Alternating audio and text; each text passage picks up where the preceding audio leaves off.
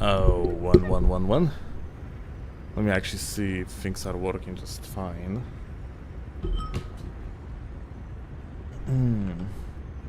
Which stream runs? YouTube stream runs. Okay, good.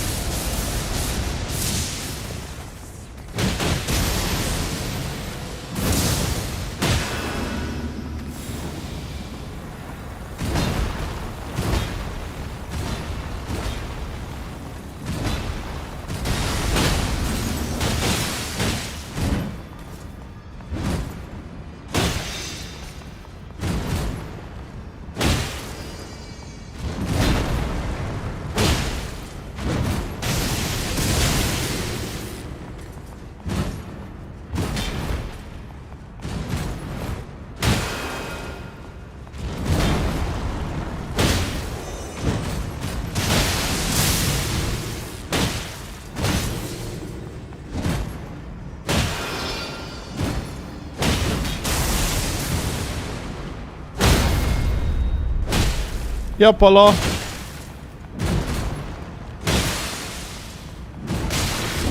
Oh.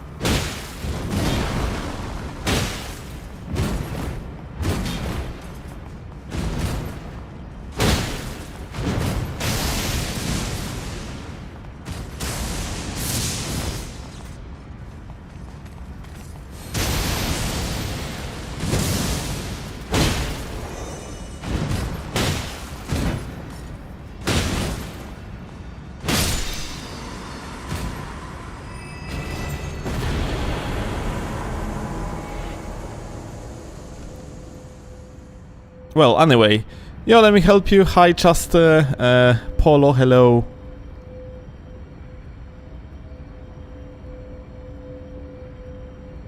That boss has Bloodborne vibes. I see, man. Like, well, I didn't try it yet. We're gonna give it a try. Yo, Snake. No gothic background music. No gothic background music this time, indeed. Yo, Dante. Hi, Super Wolfie. What's up?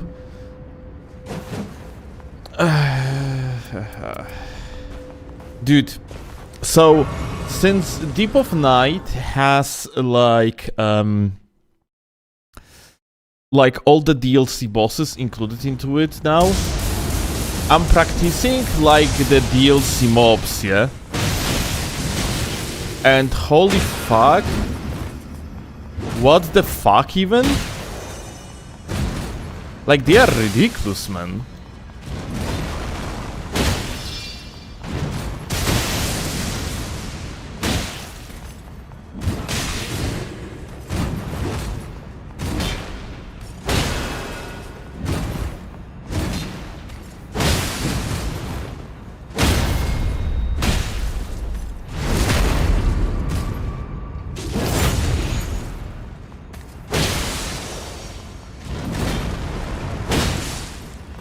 You say like a Draglord in Depth 5, I say like regular mobs, dude. Like I'm talking about this guy, for example, yeah?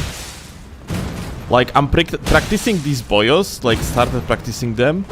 Like you have a boss of this guy and the Curse Blade made together like a boss of the day one.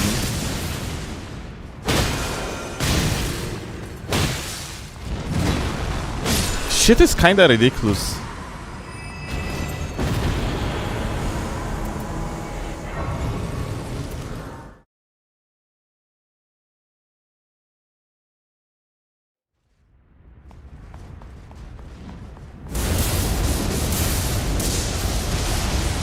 Like when they are scaled with the high depths, like shit is even more ridiculous, dude. Like, oh, I strafed too far.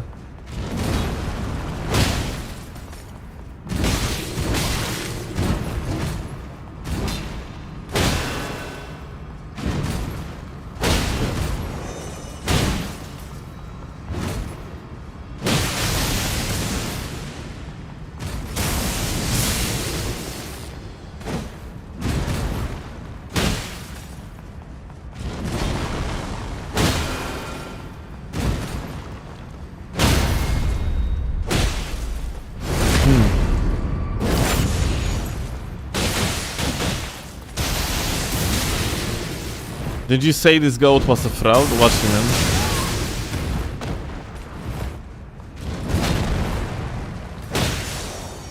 Like that it's not a hard boss or what? When not scaled, he just dies. When scaled... Yeah, I mean...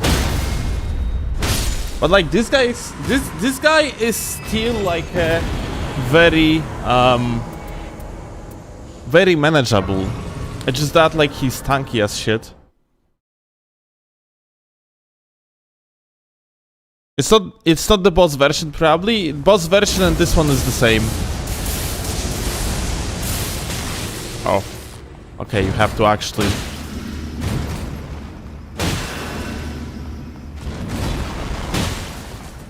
You have to jump late.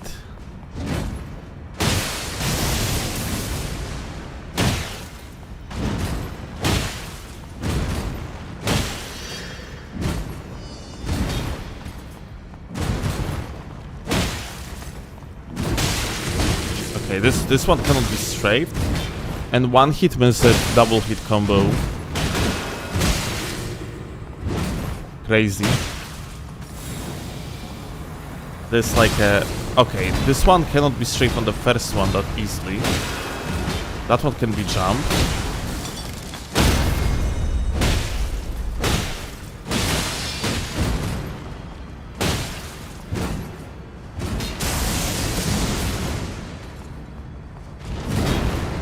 That one can be like strafed only from the up close.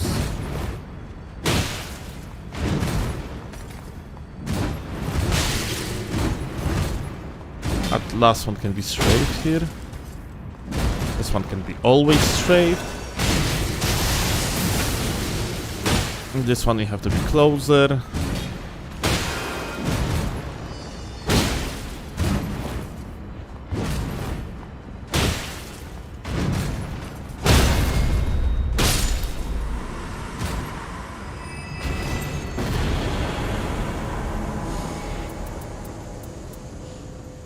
Question is, in this area affected for the rain? I have no idea, frankly.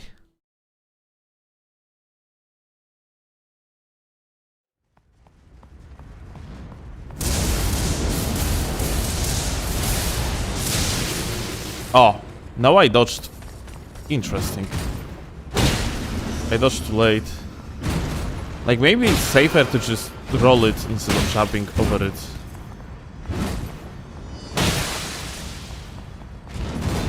This one can be straight with the Supreme. This one I have to stop strafing at all.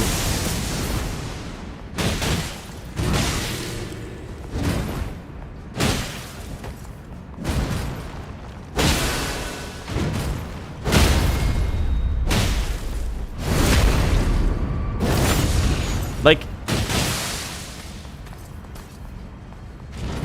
Fun boss, by the way, but... With the Curse Blade, like, together... My god, what they were thinking. Also, like, this boss... I have a feeling like we are going to end up with Ash of War spam meta soon.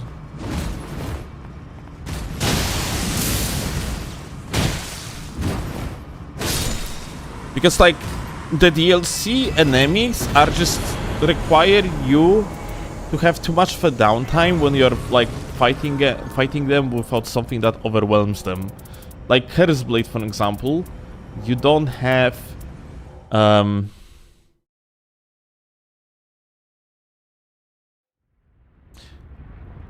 he doesn't do lightning swipe, he does. He does the lightning swipe. The Curse Blade is different than the boss version. The boss version is like putting on the making the dark clouds, yeah. This one doesn't.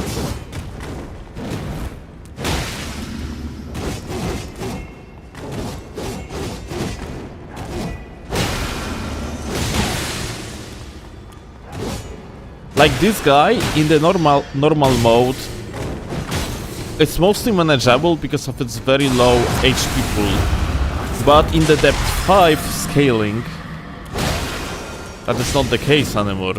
That's more posture.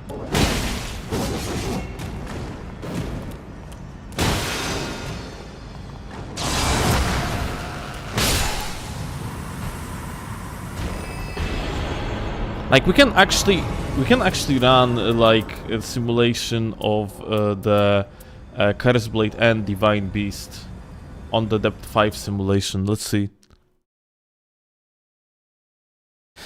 Overall, like, yeah, I have feeling like DLC enemies are fucking fully balanced. So like at the beginning, both of them like gonna attack. And here you go, yeah.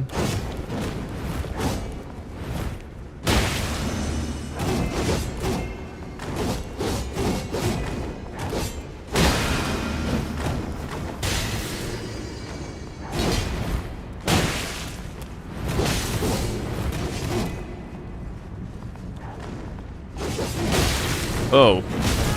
Okay, that darkness.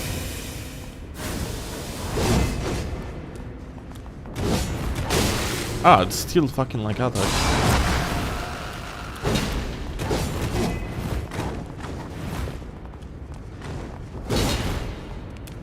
Thankfully, when you're like, you know, solo, like they chill and they are like not ganking together. So the other guy just standing there. Well, never mind. Mostly. Look at this HP pool, by the way. They have like a swapped names, but do you see that? Like HP pool?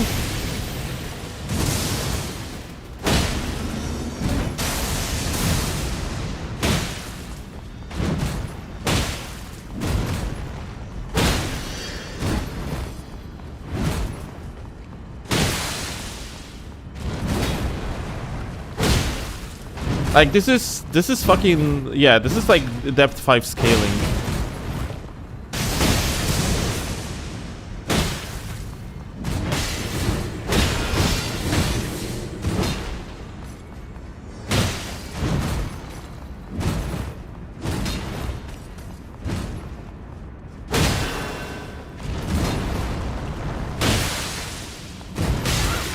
Ah, wrong side to dodge.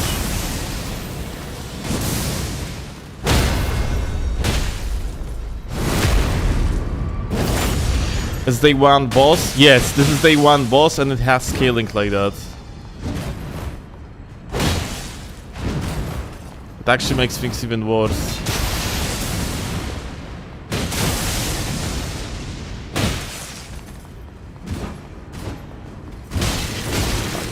Lock on system moment.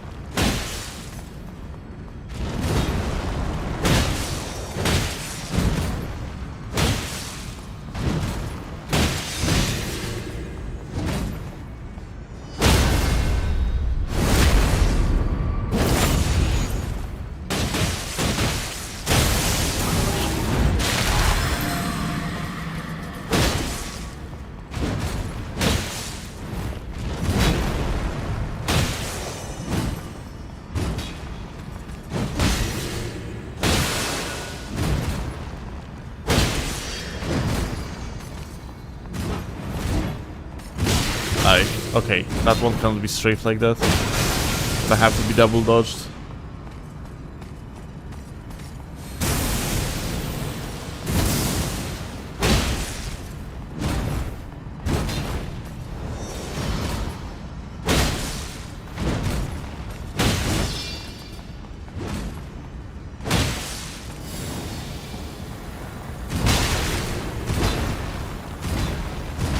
The first one I think I'm gonna start dodging for the consistency, like when he's doing these slams.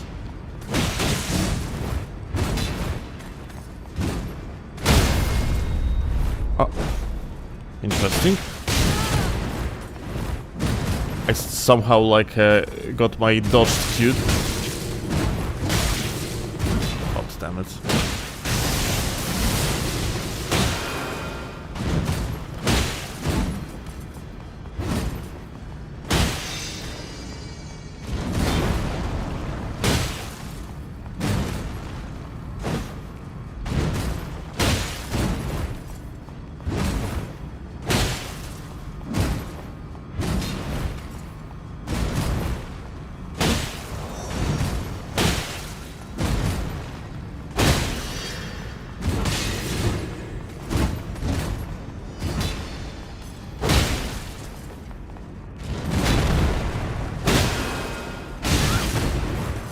Okay, let's try it. First one dodge, after that strafes. The last one jump, punish.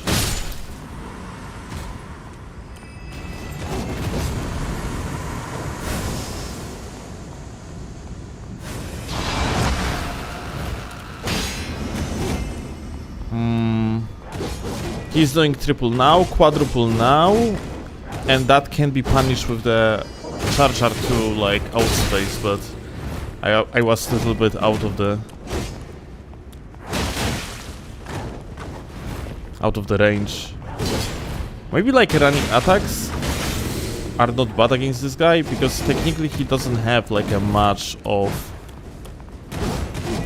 poise. Okay, this one probably like have to be rolled forward. Holy shit. This one has double? No, it's a singular jump. This shit has insane tracking. This one is just 3. Unless you mess up big time. 1, 2, 3, 4, and charge. Okay, he still got me though.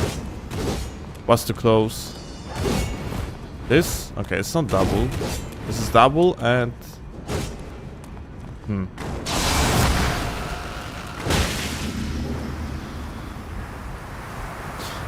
When shit is so dark, it's actually way harder to recognize like attacks actually. I wonder if hitting him in the face like counts as a headshot. It probably does, doesn't it?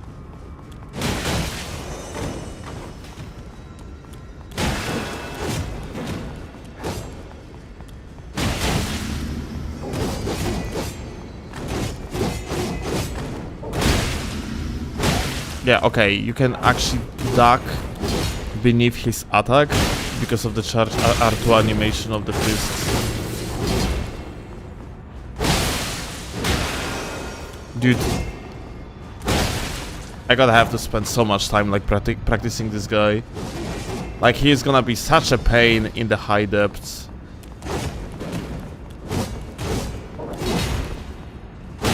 I have a feeling vast majority of players are not going to willing to learn him. Like, these moves are fucked up.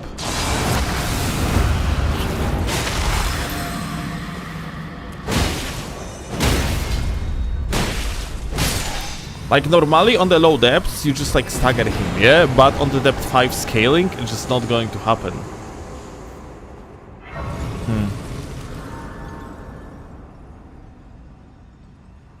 Is it mod or something in the update? No. For now, we are playing on the mod.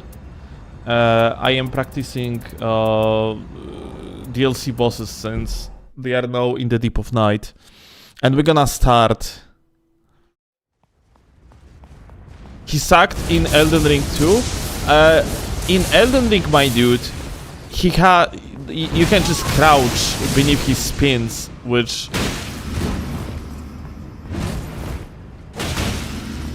It's like super consistent.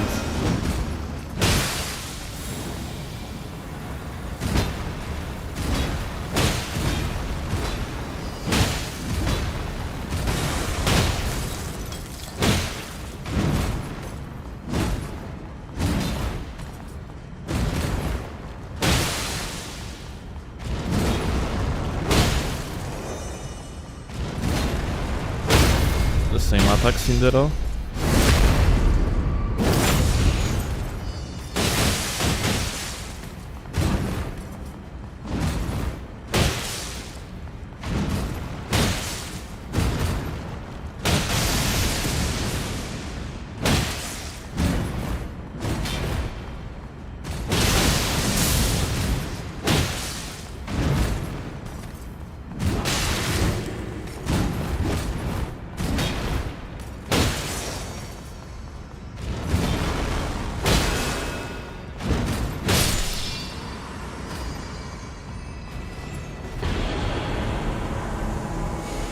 Rip the dream of buffing Raider to survive depth 5. Dude, Raider is completely different story on top of everything. I didn't even know. Did you guys know that Raider has -1 frame on the dodge? I just thought it's like mid-roll. Wait, I need to find it. Dude, check this out. Like, I thought Raider just has a mid-roll, yeah, and that's it. That he has like a 13 frames. But Raider, let me open the epic pen. Raider is literally, he does have 1 less iframe in comparison to normal light roll. Wilder has like 13 frames, yeah? Like 13 frames is the exact amount of frames that you have in normal game. And Wilder has 13 frames with the light roll, Revenant has 13 frames with the light roll, Executor has 13 frames with the light roll, Ionai on his normal like dash has 13 frames with the light roll. And then Raider has 12 frames instead of 13 frames.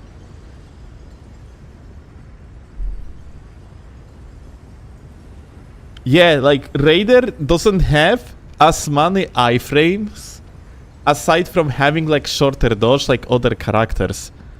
I just genuinely thought like I was so wrong about Raider. I thought he was actually so much better of a character. But he has literally 1 less frame. Scholar has 11 frames on his dodge.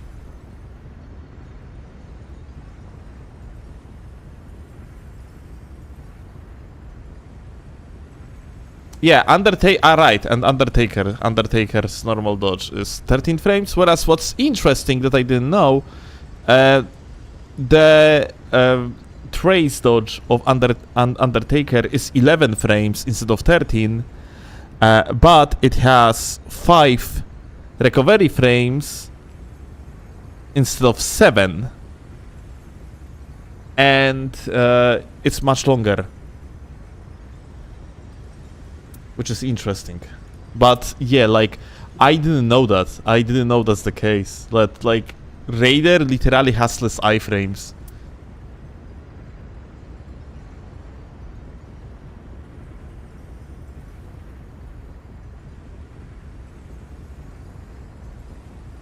Duchess has less but no recovery though. Duchess is kind of different story because look, Duchess, you count these 2 dodges together. I mean, you count these 2 dodges together because from this frame to this frame, like, you have direct connection. So there is no recovery, yeah, on the first dodge, and because of that, like, you, like, this, the frame 11 is actually the first frame of the second dodge, which means that you actually have 21 iframes. 21 total iframes of the dodge, of the active dodge on Duchess, and 6 recovery frames, whereas normally it's 7 recovery frames on the regular light roll. So yeah, like, Duchess roll is insane. Yeah.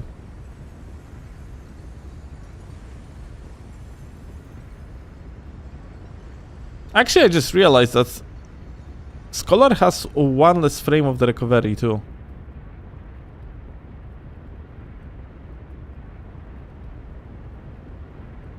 But, well, it's still like it doesn't make his dodge any better.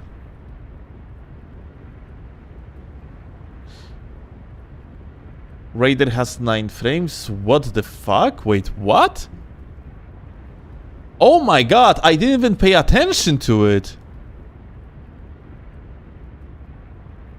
What?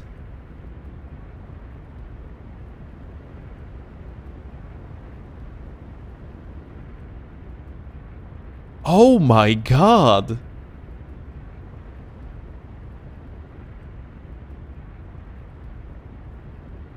Holy shit. Bruh, Raider is... I didn't... Dude, I have played Raider for such a long period of time. I didn't even realize.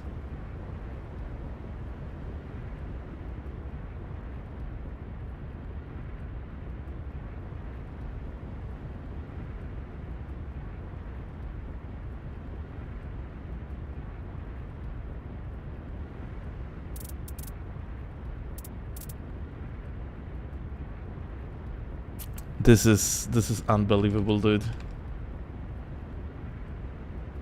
Like, I cannot believe that's the case.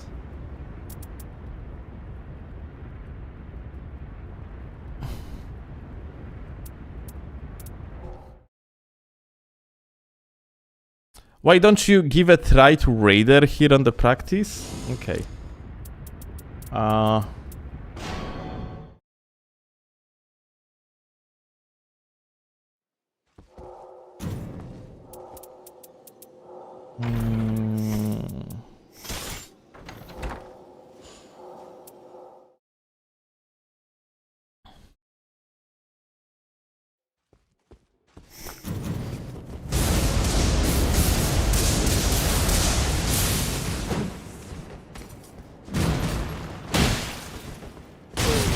O kurwa, what the fuck?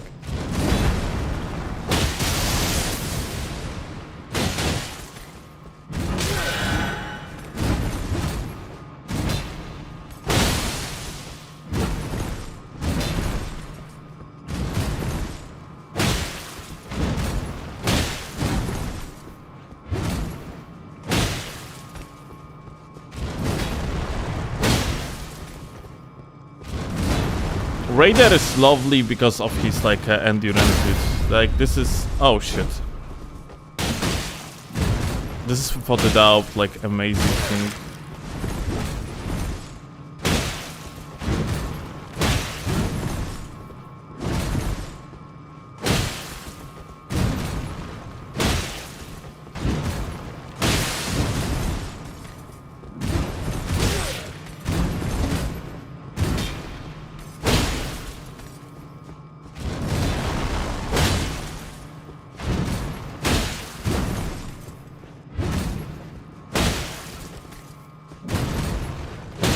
Rider in effective gameplay doesn't really feel much different, frankly, against this guy. Yeah, like that 120 points also makes a difference, that's true.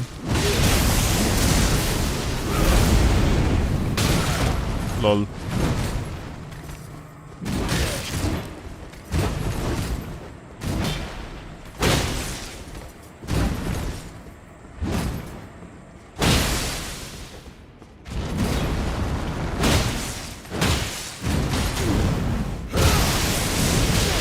Oh, like, but I mean, like, I guess honestly, I would get caught on this one too.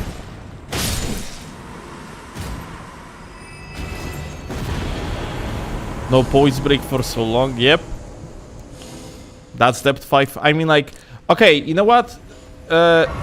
Maybe I make like a one mistake here though, because I'm playing on 3-player scaling. Now when I think about it, I shouldn't be doing that, because 3-player scaling is like... It increases poise, yeah? By the huge margin. What's with the health regen? Wait, what the fuck?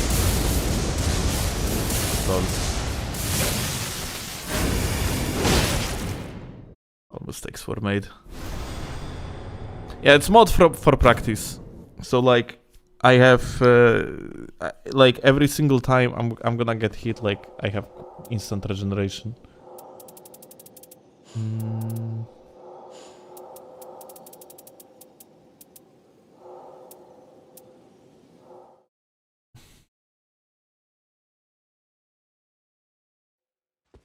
Fair fight? Well, this is essentially the fight that I am preparing for, yeah?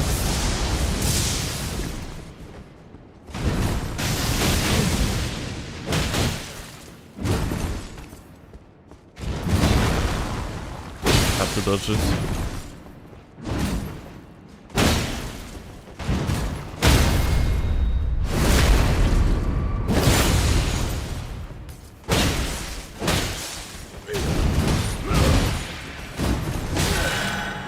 Oh, that recovery actually was very visible here, isn't it? Yeah, I guess like on like a one-player scaling here, like you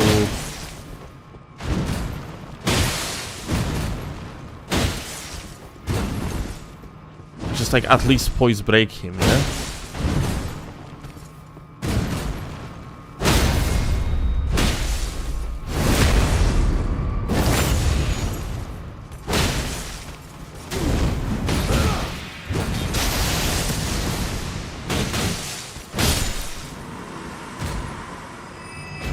You still prefer fists with intrios? Depends of course per character. But yeah, I'm usually playing either fists or claws. Like that's the main go-to.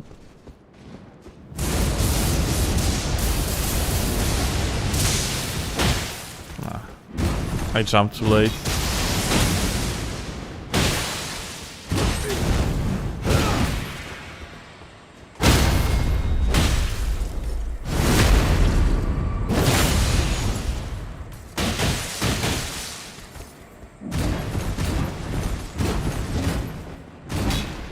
But yeah, fists are just like a meta weapon for the PvE, yeah?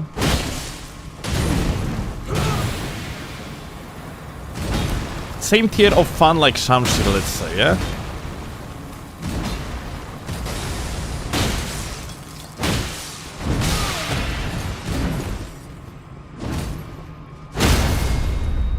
It's just a weapon that allows you to do more.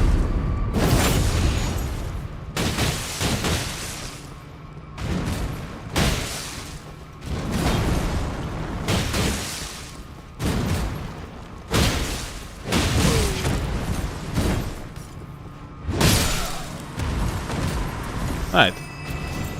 I think it's time. We are going to play the regular mode. Just gonna see what From Software cooked with new balancers. I haven't tried the new balancers yet. So we're gonna see how it's gonna be like. Also, I kind of realized I made like one big mistake that I regret. I have been playing mostly Deep of Night, yeah, because it's more fun and shit, but now the part of the Deep of Night is actual like a regular DLC of Nightreign. Which means that I am a little bit underprepared when it comes to map knowledge.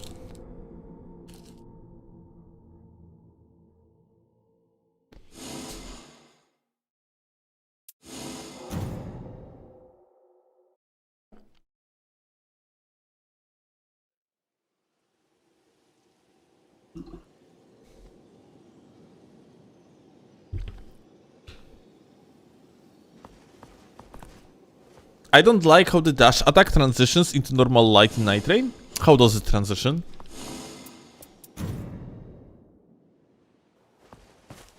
Deep of Night got harder. You know what? It got harder as much as like something gets harder when like you simply don't know something, yeah? Isn't it like normal transition?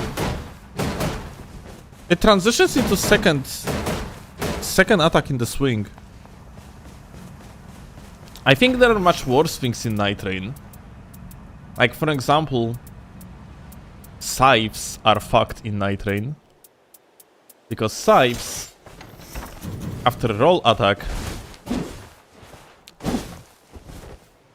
you are using the follow-up instead of the first attack of the swing. In the regular Elden Ring, after the roll attack, this is the attack that you actually go with. So like you do the roll attack, you have 15 frame startup attack, and after that you have another 15 frame startup attack. But in Nightreign, instead you have follow-up that is like 18 frames.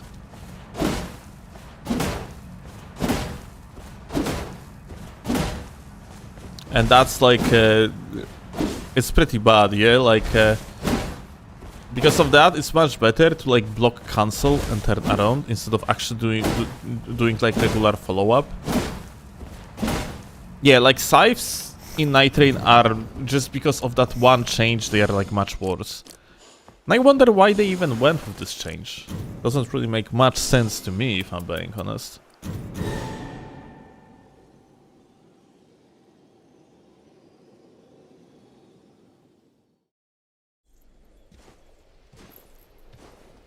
It's still R1 second in Elden Ring. Fuck you and you fucking smartass. I'm literally jumping off to prove you wrong. Holy shit.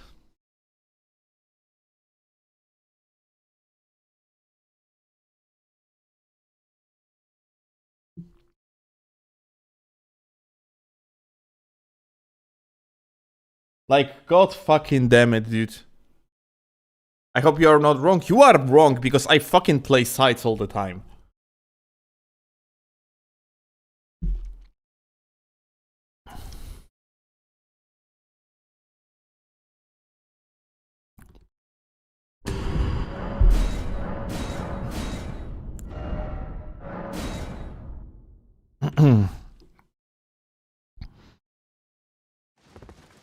Like, that's one of the main things about scythes, that you have the prio.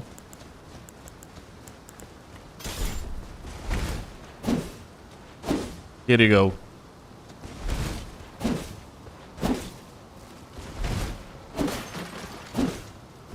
Like, after the crouch attack into the R1, you keep the prio if you're going like to look downwards. Signed ban me. I have a good day, so you're gonna avoid the ban fate, but yeah. Yeah, I wouldn't be complaining about it if I wouldn't be sure about it. Come on, like. I spent so much time playing like a scythe in PvP. After all, it's like one of the coolest weapons in the PvP because of the like possibility to play angles and actually keep the prio. Like, if you're going to crouch attack someone into R1, you are not keeping the prio against, for example, Colossal Sword. But if you're gonna like a crouch attack into R1, follow up looking downwards, you are actually keeping the prio.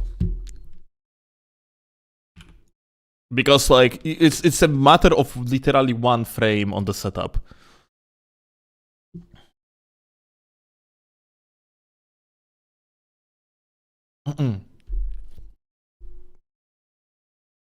How is that possible to change that in Nightreign? I have no fucking idea. Nightreign did a lot of small changes that people are not exactly aware of on the first glance. For example, in Nightreign, the aerial dynamic of like generally the aerial dynamics of the character control are different. Like,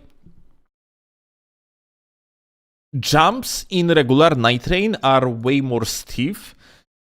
Jumps in regular Elden Ring are way more stiff, and in Nightreign you have more control over what's happening in the air. You can like move your character more in the air, and whereas it seems like a small change, it actually have a huge implication on the movement.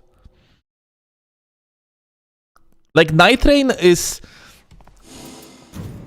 way different of a game than it initially meets an eye.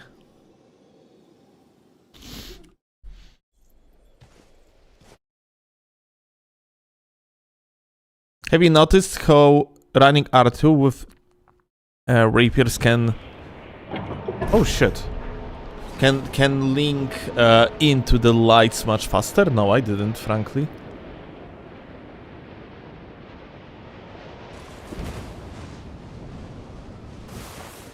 Guys, do we play it or do we play like... I can restart and we can play like a DLC map.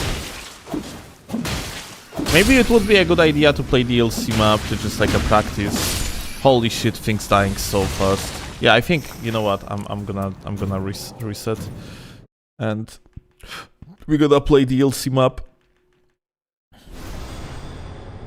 Just gonna force the DLC map.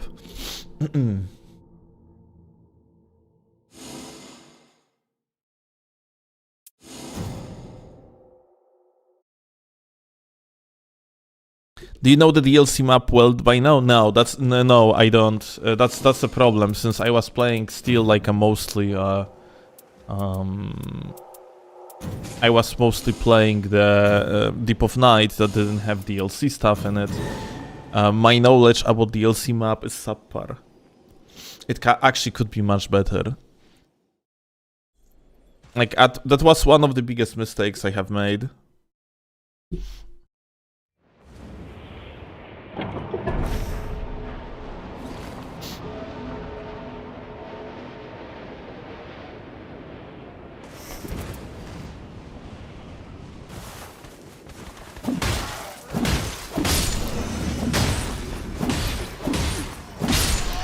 Dude, things dying so fast in the regular mode.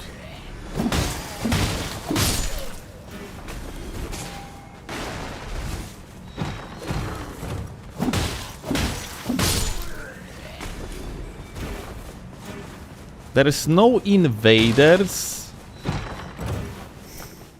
and no Everjails in the shifting earth, isn't it?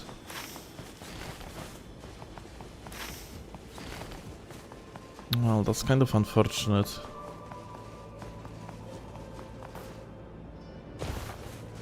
Yeah, Vale. So he probably goes for the points of interest.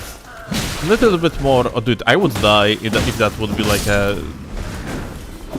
If that would be like a Deep of Night. Maybe not, actually. Maybe not, but yeah. That would definitely deal so much more damage than me. Okay, wait. So... Let's look around, because this is not enough experience, it's not enough runes to get leveled 3. We have cleared up this spot like almost entirely. Where else we have mobs? It's important. Okay, here we have crystal spot, that's good, like I know what to look for. Here we have nothing special. You cannot jump on this side. Okay, it's not enough mobs. There is no shot that like there is like not enough mobs to get leveled 3, isn't it? Ah, apparently it is the case. Look at that, because I would have to go through this crystal over here to kill to get on to the another mobs, but there is like there is a church nearby.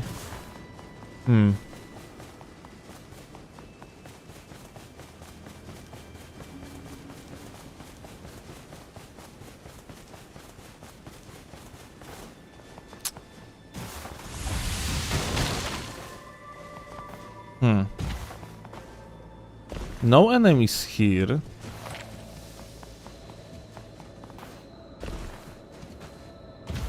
Wow, that fucking sucks. There is so little enemies up here. Like, that's really bad. So you have to jump down.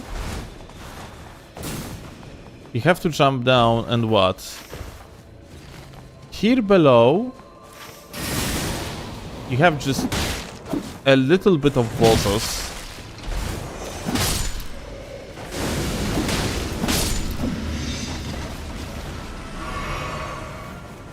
They dying instantly instead of being revived for whatever reason.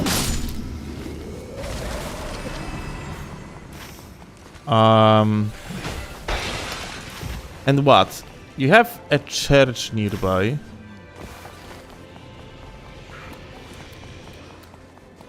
This church has what as a boss? Has Zamors as mini bosses.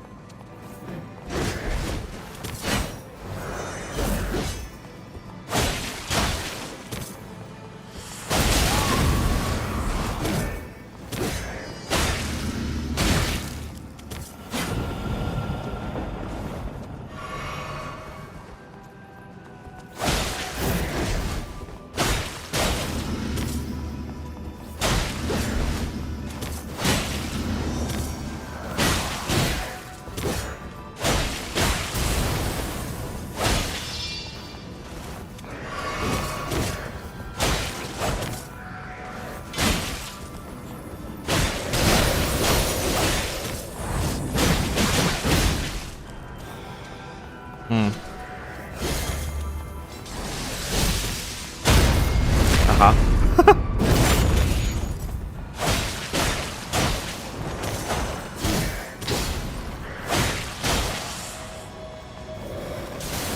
It's fucking AoE.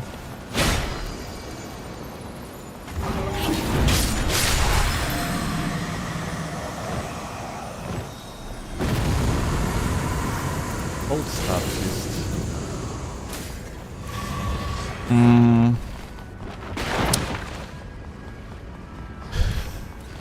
Okay, so there is actually one grace nearby.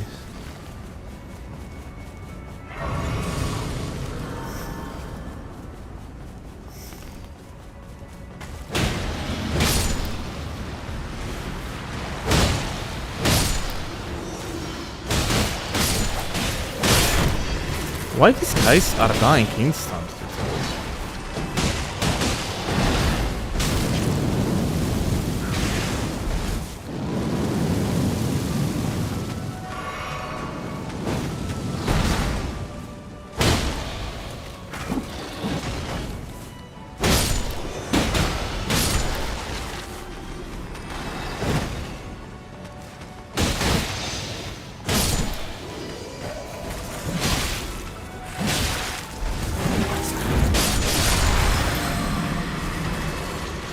Like, there is so many of these guys. If I'm gonna focus mostly on this side of the map, like, does it make sense, like, to kill these adds instead of focusing on the bosses?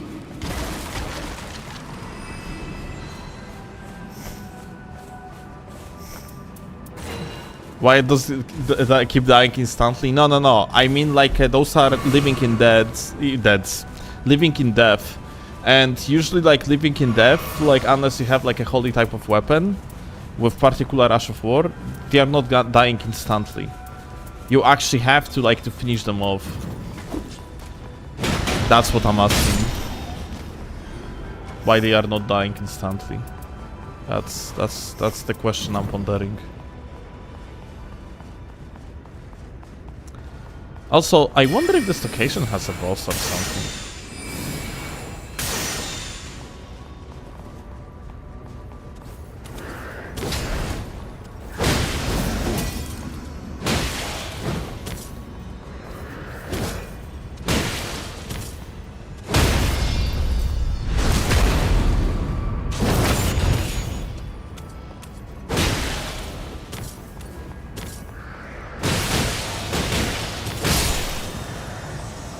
We actually frosted this bitch.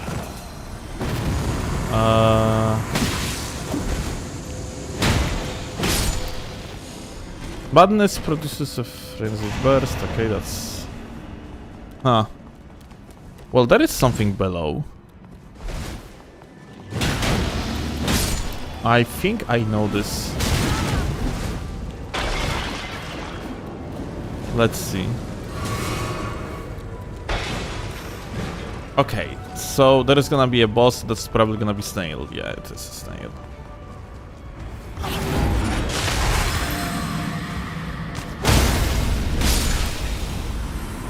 I killed him before he started summoning anything. And now I can copy something. Okay. Alright, it is worth to even go down here. I guess as Undertaker, I can kill this shitter like fast enough. Is it worth to go down here like as another? Like, I guess if you have something to copy, the answer is yes. Okay, there are like things on the top.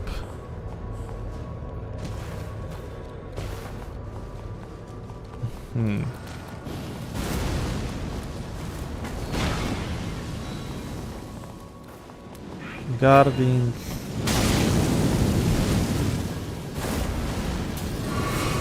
How do we get out of here? By literally the same road? Might be the case. There is a dragon. Do I want to attempt to kill this dragon?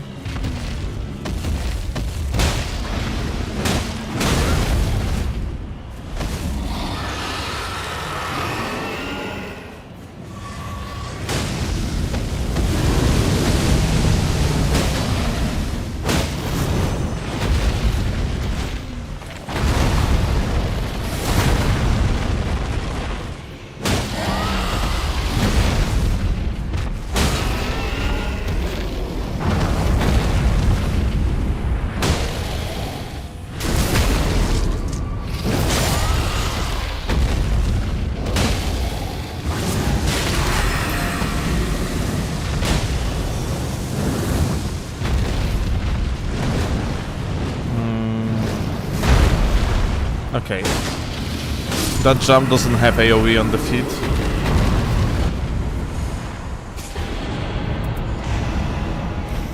Now, the ending is nearby the church. I guess it's fine. I don't know, like on level 7. Well, we spent a lot of time figuring out like the very first part of the landing, isn't it? So like maybe it's not accurate, but I also don't think that I would save much more time. I don't know, I probably would have level 8, maybe level 9 at best. And this location... No, wait. In this spot... Let me see exactly where it is on the map. Okay, so like... Here... We have another crystal that we can resonate with.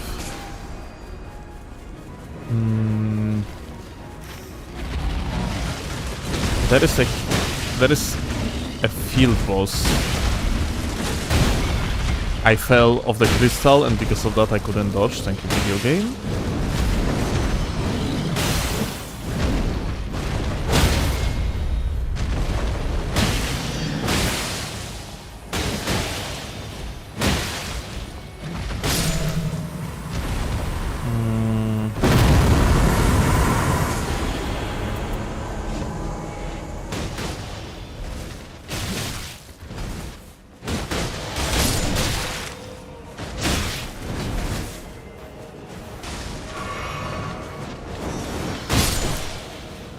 These enemies can be fucking annoying, isn't it? These crystals cannot be interacted with, isn't it? Okay, we have level 8.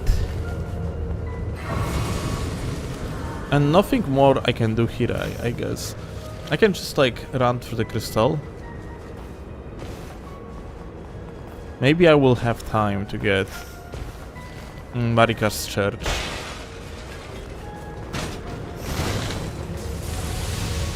That's gonna be about it.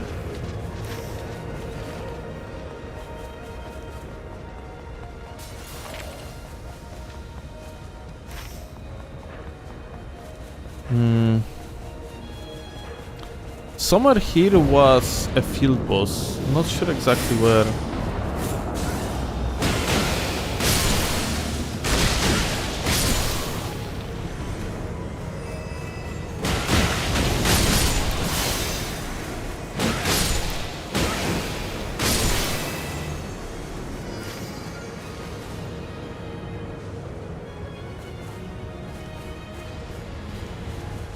Ah, one more.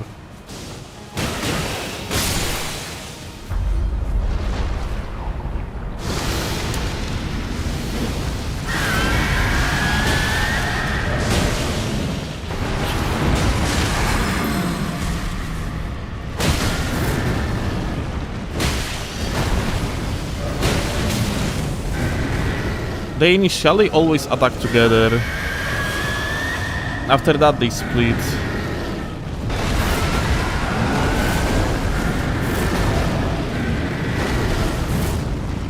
So I guess it only makes sense to fight them. Oh. Oh.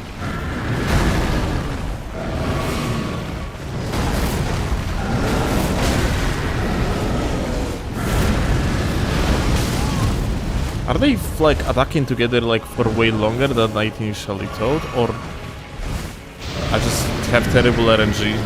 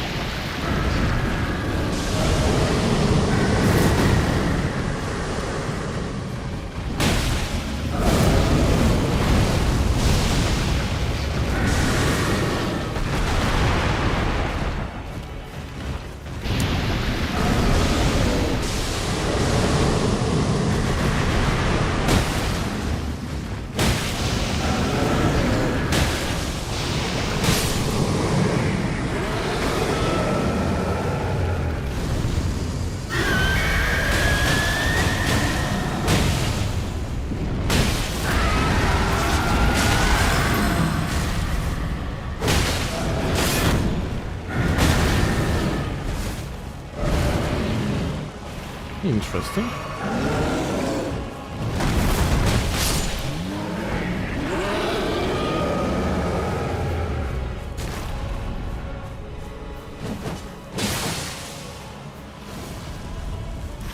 So I think this is the spot with the field boss.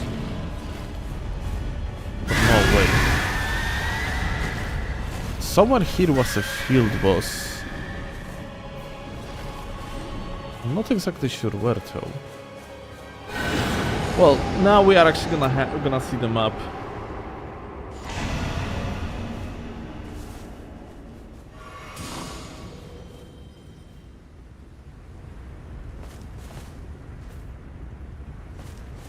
Inaccurate fight, those bosses had godly HP in Dark Souls 3, not gonna lie. Well, don't worry, in Deep of Night it's gonna be exactly like that.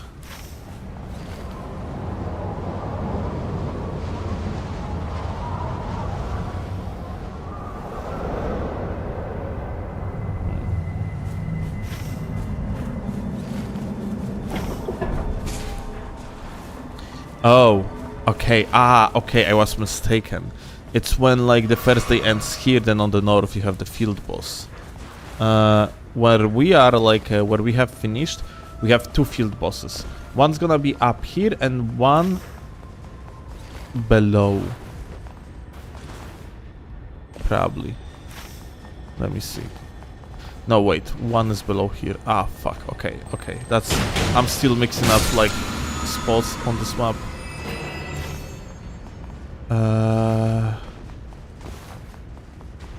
Okay, I see.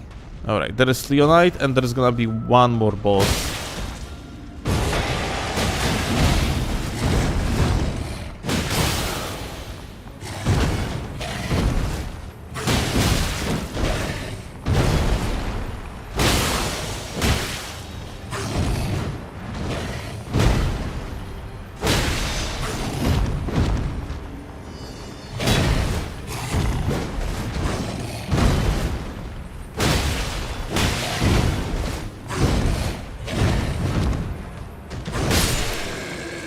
And there is like a one more boyo below.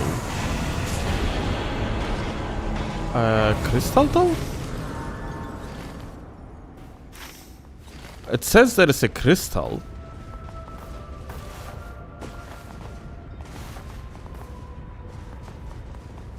Is it like... what the fuck? Look. On the map, it says that we are literally on top of like a... of the breakable crystal. Is it just below? Because... maybe.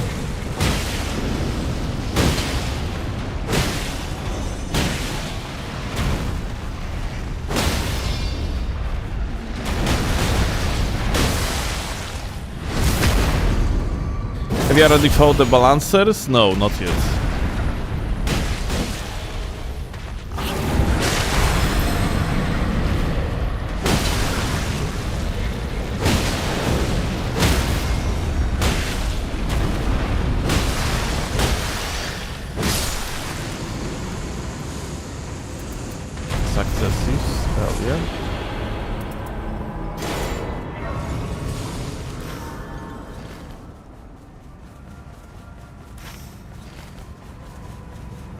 Okay. We see one crystal. Okay, something is completely fucked.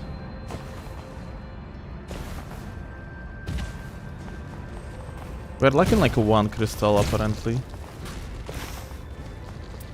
Let's see. One crystal is here.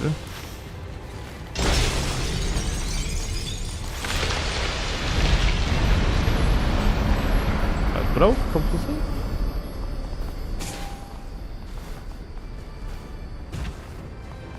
Did it shatter like to the point it...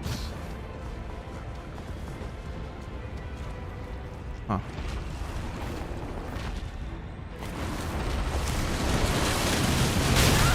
Oh.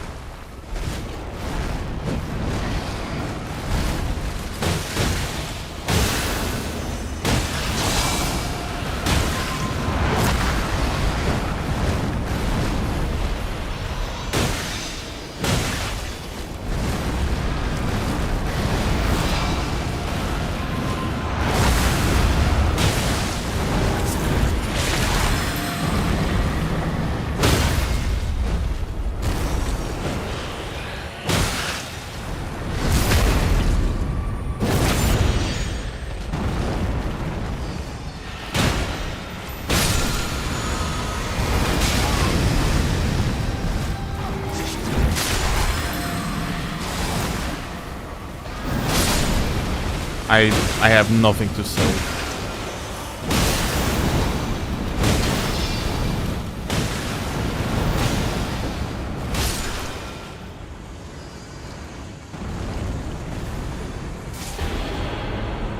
Ah, the crystal like shattered enough at this point.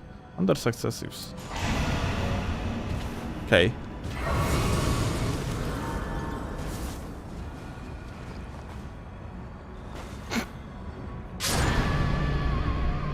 GG. Is there a lot of invaders on new map depths? Like, that's the thing. I'm not sure if invaders are on the new map like at all.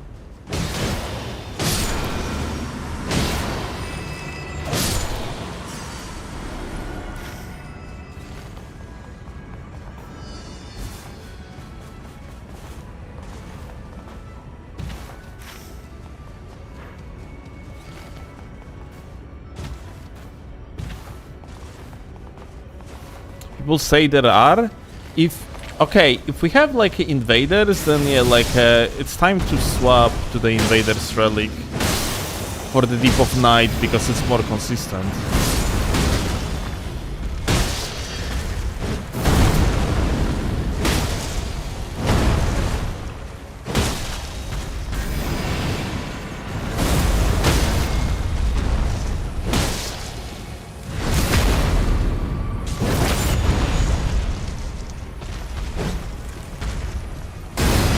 It's random, you say, and there are. Okay, but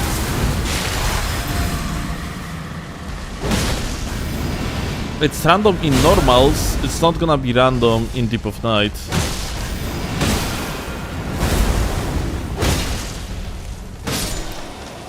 Like in Deep of Night, you getting consistently like the like invaders are on every single run. Basically, that's my point.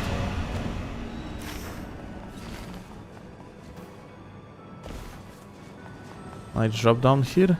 Yes, but only on that bridge. Made of collapsed ruins.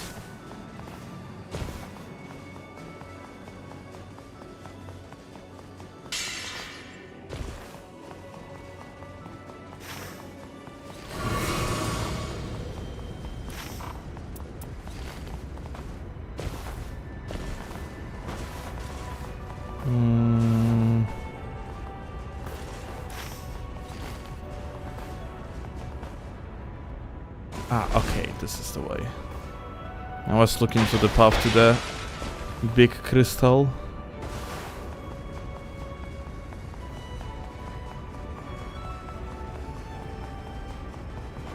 You need to see the level below the map. I probably should download like a free... I wonder if free reign mod is available yet. Because yeah, I could use it to learn like the entire layout of the new map. That probably wouldn't be a bad idea. We could actually do it.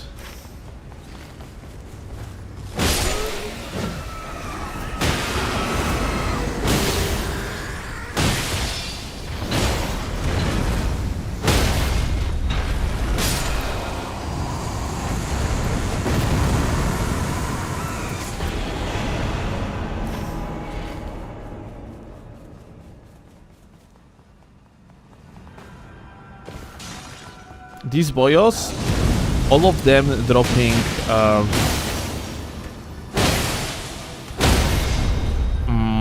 the dormant power. There is another on the other side, although I went with the wrong direction, I guess. Like, you have to go here? Yeah, I think I fucked up again. Here are seals still. Oh. Gonna go below. Okay, if you're gonna go like all the way down here, we can destroy this crystal, which opens the seal.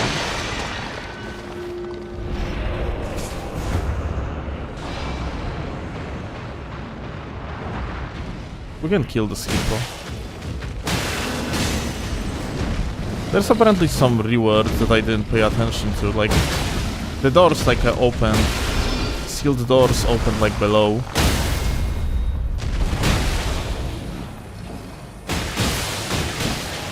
Lamao, you can't be fucking serious.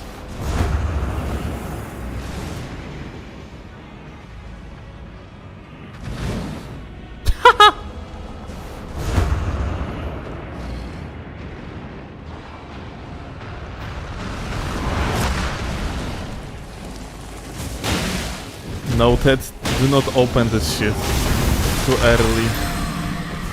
Not a good idea.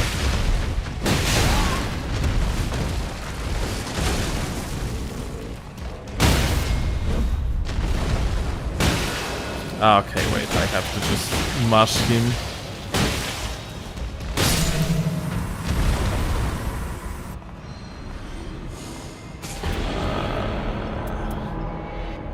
Oh.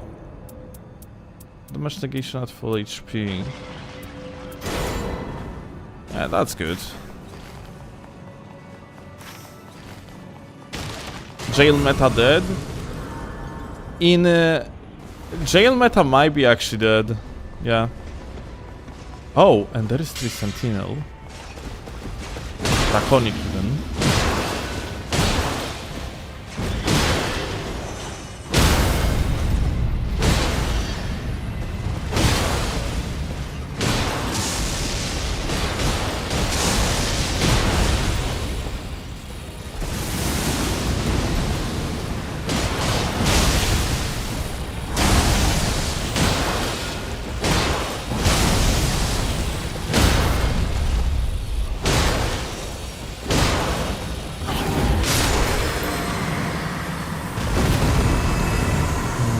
Okay, well, like normal loot, actually. Nothing extraordinary here. Anything else in this room? No, it seems like it's just like additional room with the boss, and that's it. That's the entire thing. If you're gonna go this direction, though, there is a merchant. Good to know, actually.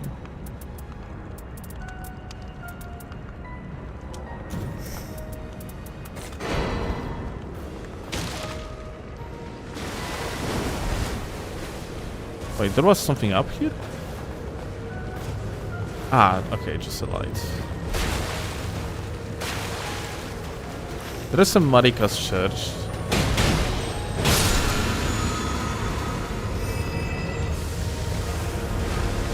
I guess we can take it real quick. And now what? So, okay, there is one of the bosses in the way we have killed. So, we are going to have Grace. Yeah, sadly, I have only like discovered like a top part of the map now. I'm like, well, discovered. Of course, I know most of things that we ran through.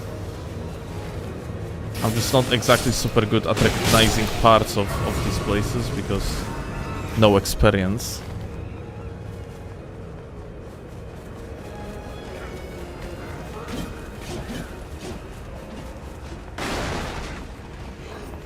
What are the chances to roll Great Hollow in Dawn? Well, probably the same like every other location, because you can roll like the Great Hollow and you can roll like regular boss. So like Great Hollow is not assigned to the DLC bosses only.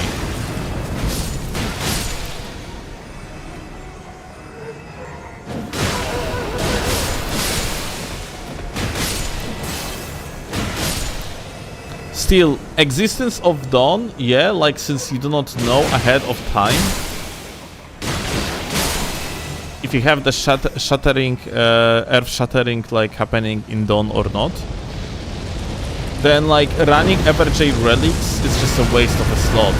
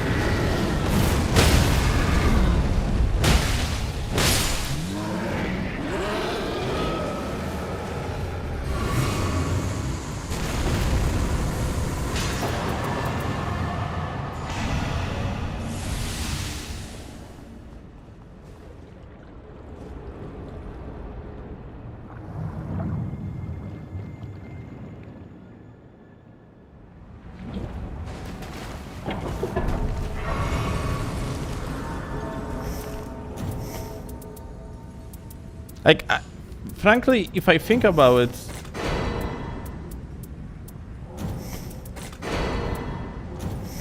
it would make a lot of sense if they would introduce information about shifting Earth on like a character choosing menu in Deep of Night, because like, you got the point. It's important information, yeah? It's like, it changes entire strategy around like how you would play the map.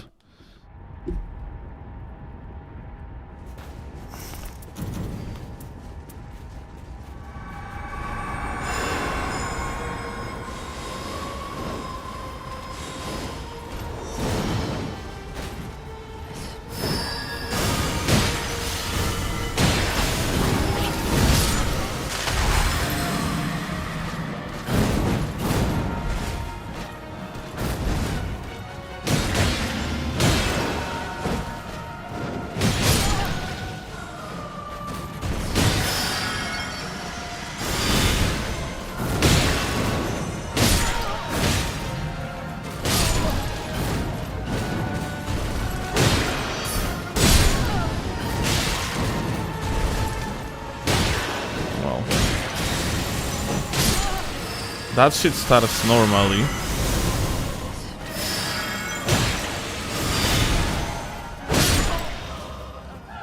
And what is going to happen now? Let's see. Okay, well that's... Okay, we're getting teleported to a different map.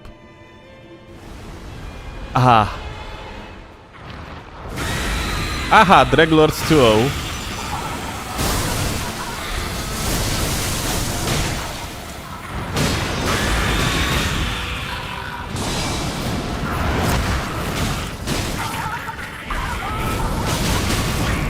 What the fuck? Okay.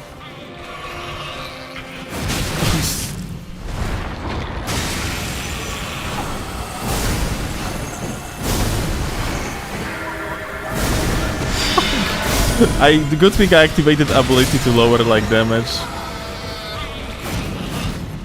Holy shit, this is fucking goated.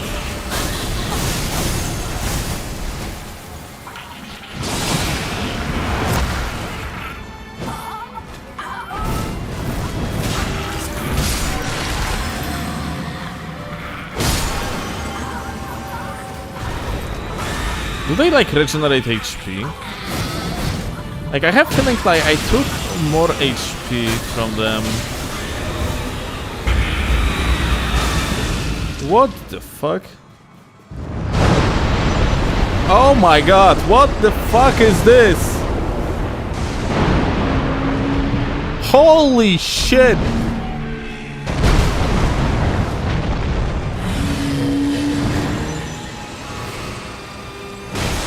Kill it. Kill it.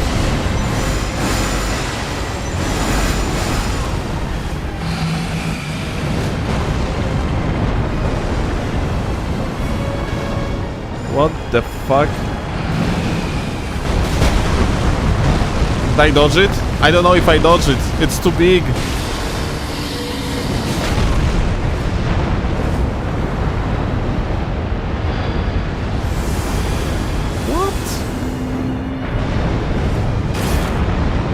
Okay, I blocked something. What the fuck are you? Oh my god. Malenia, please chill. Blood loss. Instant. Is that dodgeable even?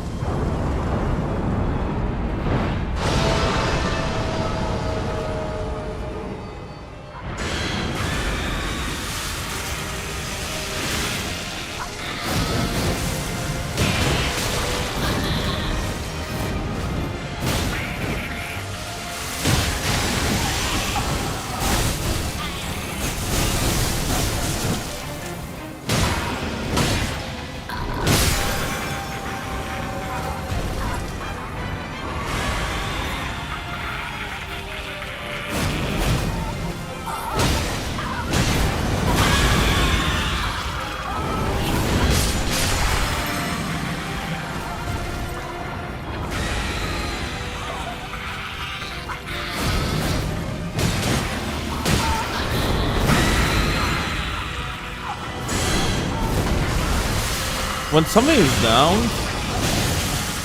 it's getting revived basically instantly, as opposed to like regular. Can I just attack with them? Does it seem like it? Oh, now I can.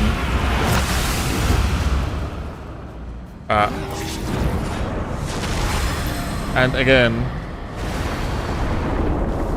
no more heals, by the way.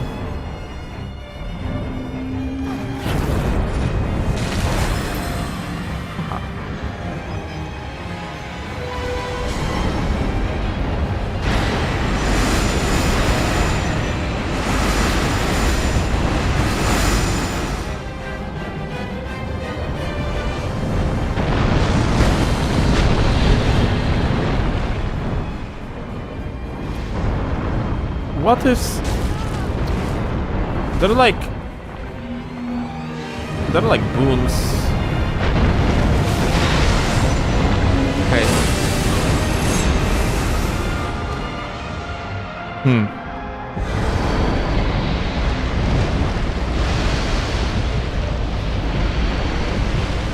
I just like attack it?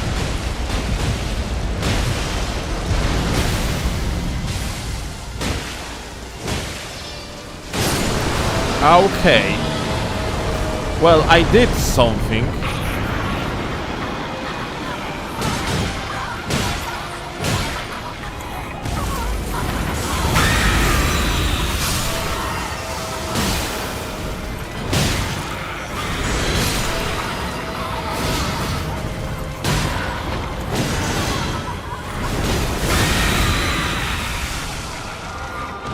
I mean, like, I'm gonna just kill them now, but...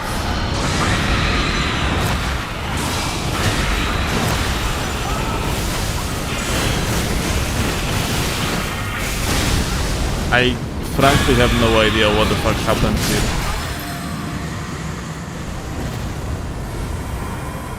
Like... Can we analyze whatever happened here?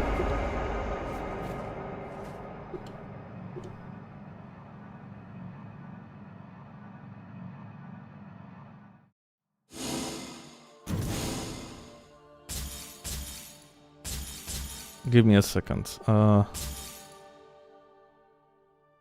Reward for the first victory. What's your rating of it? I have no idea what was happening out of 10.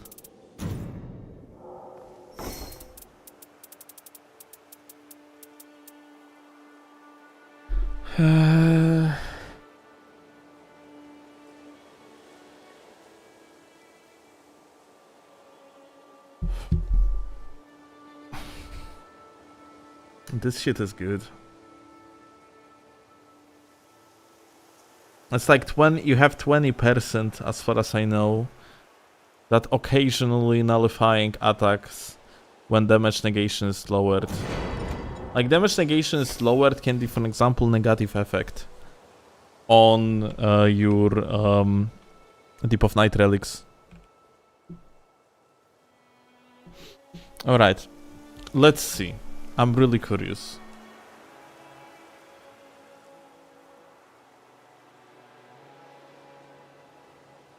I have... So...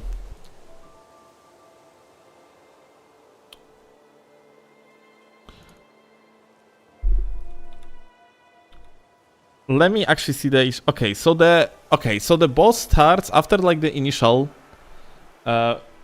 phase of fighting Harmonia, yeah? Bro is going into the mild mode and turns into Dreglord. But its HP is restored to full. Attacks deal bleed damage. I mean bleed build-up.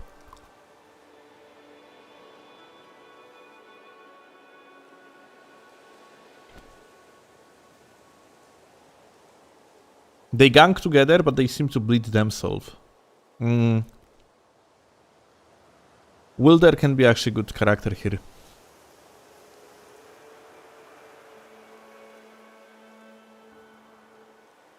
They have blisters on body, when they turn into giant worm, which you can pop. Okay. So you have to look for the weak point.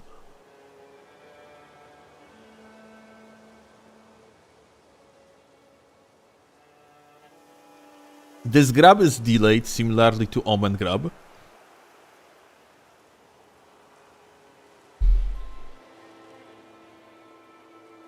They got the attack power up. From what? That one got the power up. Look.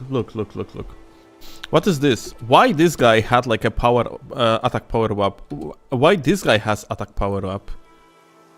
They both have attack power up. Why? From what? Are those like the guys that I have already defeated and they just like revived and that's what happened here?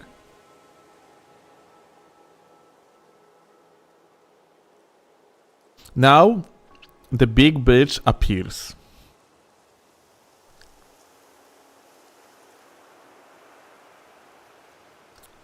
This AoE, I don't know, maybe you can dodge it. Okay, I see. I just popped, look, I actually popped something white on his body here. So I have to walk around and just destroy these things. Here is one, popped. There is like, let me open the epic pen.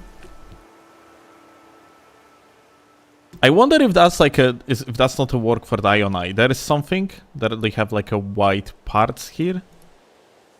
There is something, and you probably have like a same shit on the other side.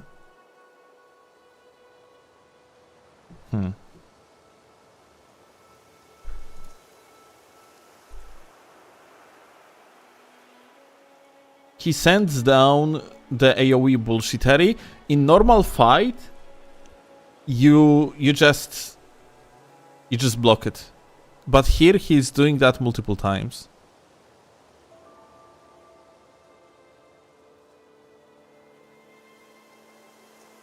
He has something on in front. Wonder if you would hit it, if it would do like extra damage. These things can be strafed. Okay, after this jump, there is a delayed AoE that goes into like any direction. And then you have like a huge boon that is exploding at the end. But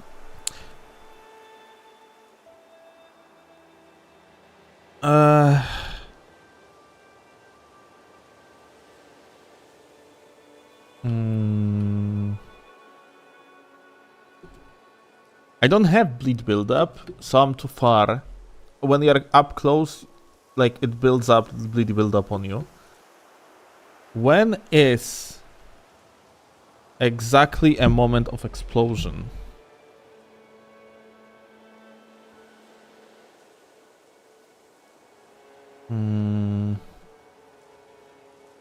Fuck. Oh, GG.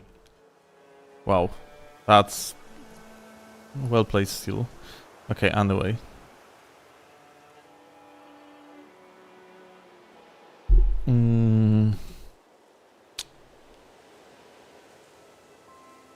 Do I have to keep an ult for it?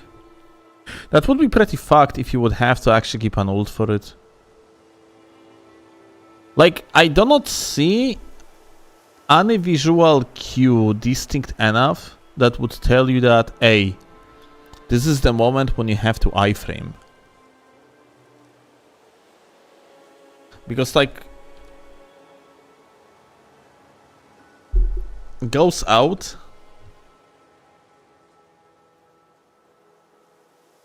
And after that, I have my... Oh. Kurwa. I need to find myself better application than this dog shit. Something where I actually would be able to just like skip by one frame and so on. This is very annoying.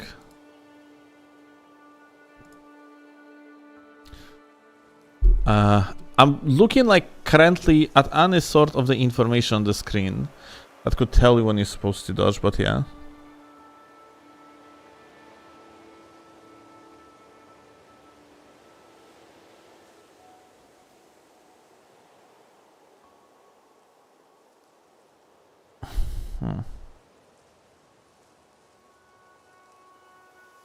Need to break those things. Aha, so you have to like run around and break shit. Aha. Ah, okay, so I think I know what happened during the another attempt. Because like, look, during another attempt, I went up to it and started hitting it. That was the moment when it was like doing the boom. And I think like I proc the frost. So, dude, proccing the status effect destroys all the blisters at once.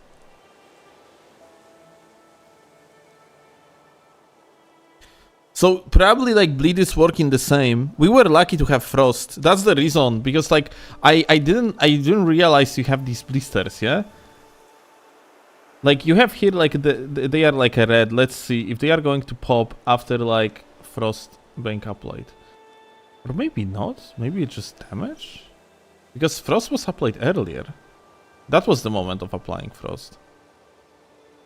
Okay, I'm not sure. I was just mashing into it.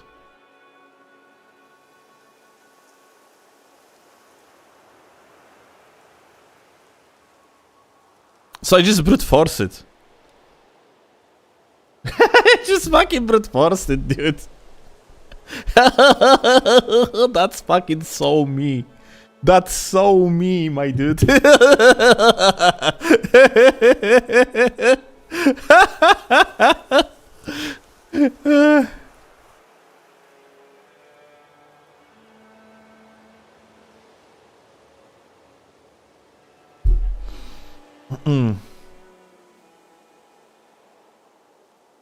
Probably with downscaling isn't enough, for sure, my dude.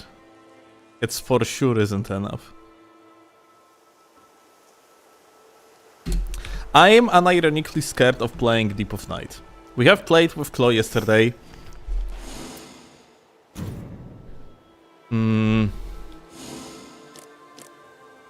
And yeah. You see? That's like...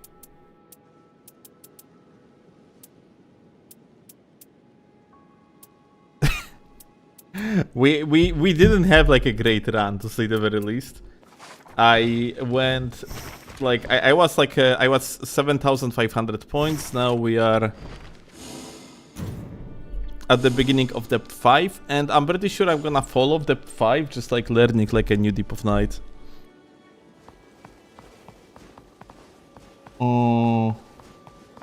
But yeah, this relic with ever jails, it doesn't make sense anymore.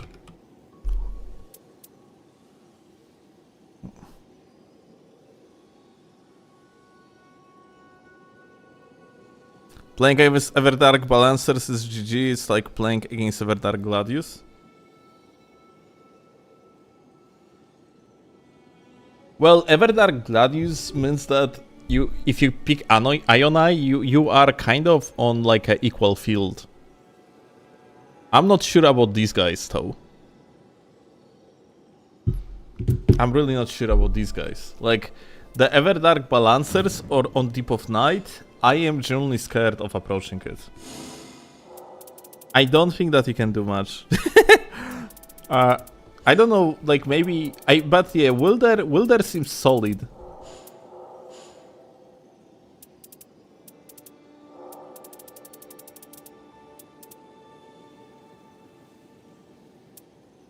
You said like prisoners at night.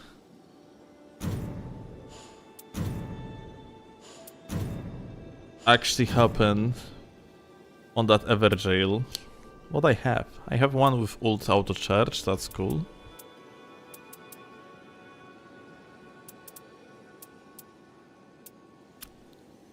That one is probably from the shop, isn't it? Because it looks too much of like a of deliberate, let's call it that way. It looks edited. Since you have like a stamina recovery and endurance in one relic. So that one is probably from the shop.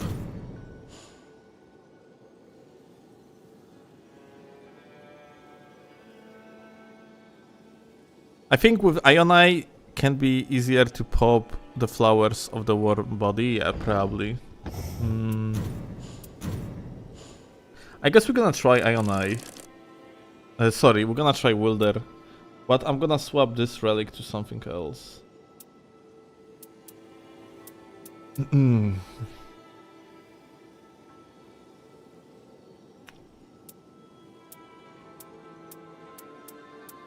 To what though?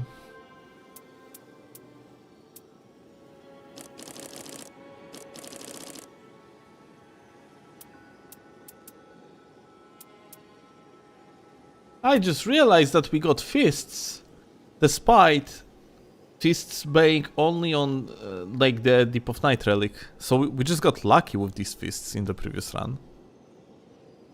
We didn't have guaranteed, unless they made it so that like now like a Deep of Night relics counts to the like regular runs or something. They didn't do it, isn't it? I don't think they did.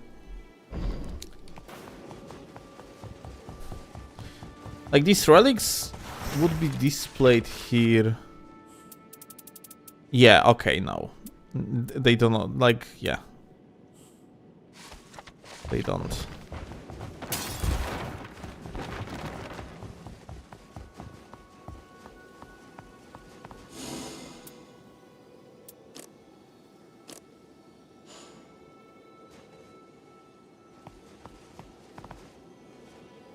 I heard glass necklace and double balance relics gives 100% damage increase. That's a lot. That's a lot, dude. It only would make sense on... I mean, like, we can give it a try.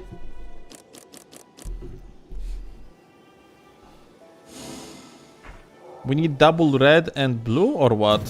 What's the balancer's relic?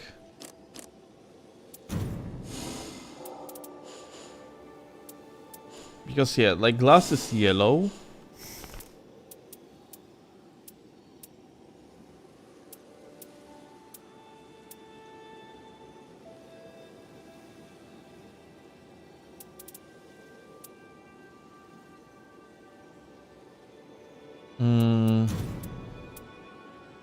We need one red.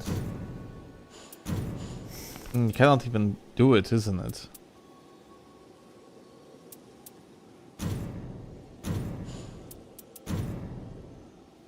The Will of Balance is red.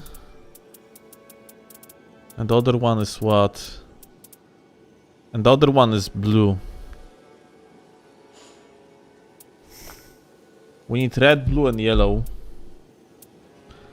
There is double red and blue.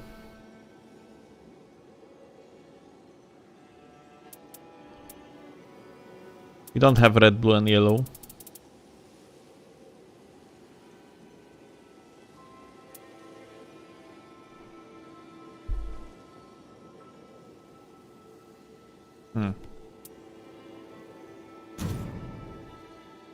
So this is impossible on this guy. It might be possible on Wilder.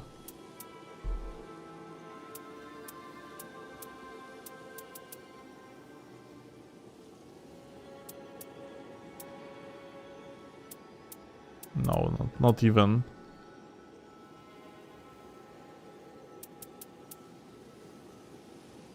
Oh, here it is. Yeah, like this chalice actually makes it possible. Because here you can put green.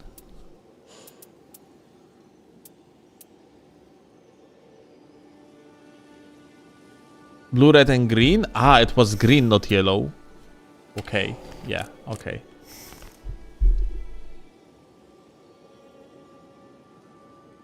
You can do it on Executor. Yeah, but Executor fucking sucks. Well, I mean, the normal mode, he doesn't suck, but like in the like deep levels of Deep of Night, he fucking sucks because he is big enough target to get hit every single time, and you cannot really play him the way, so you are not gonna get hit. So like, yeah, you are essentially fucked.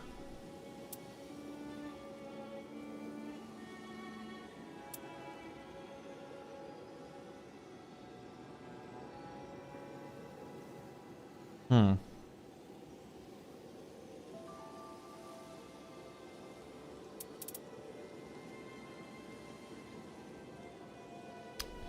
Okay.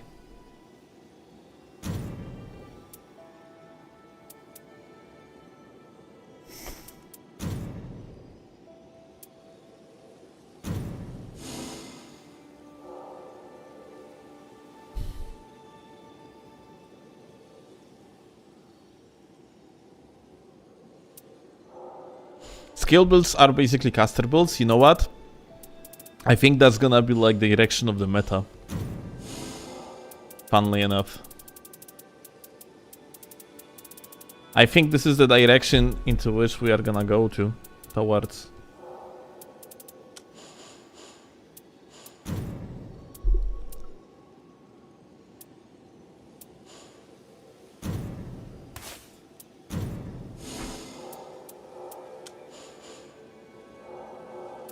We are going probably into direction of mashing fucking Ashes of War. Like, that's gonna be the most efficient way of playing the game. I have feeling like.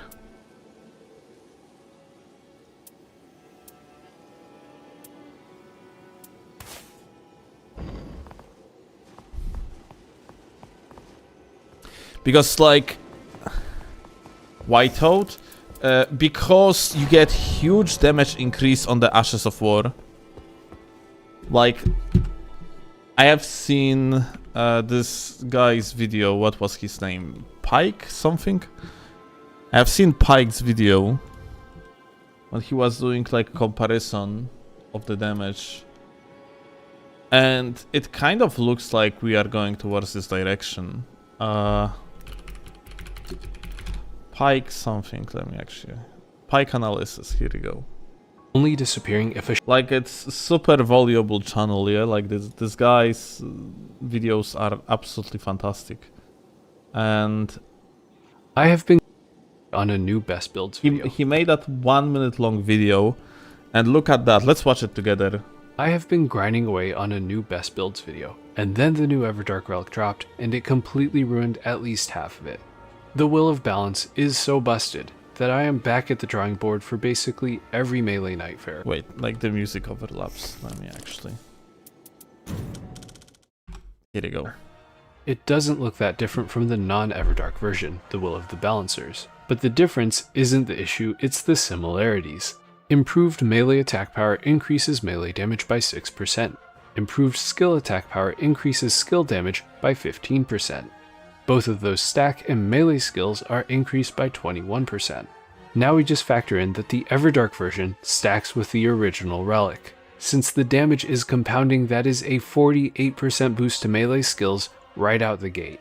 And if that wasn't enough, Glass Necklace is also completely busted and probably bugged. The intended boost seems to be 6%, 10.5%, and 15% as you climb the tiers through consecutive hits.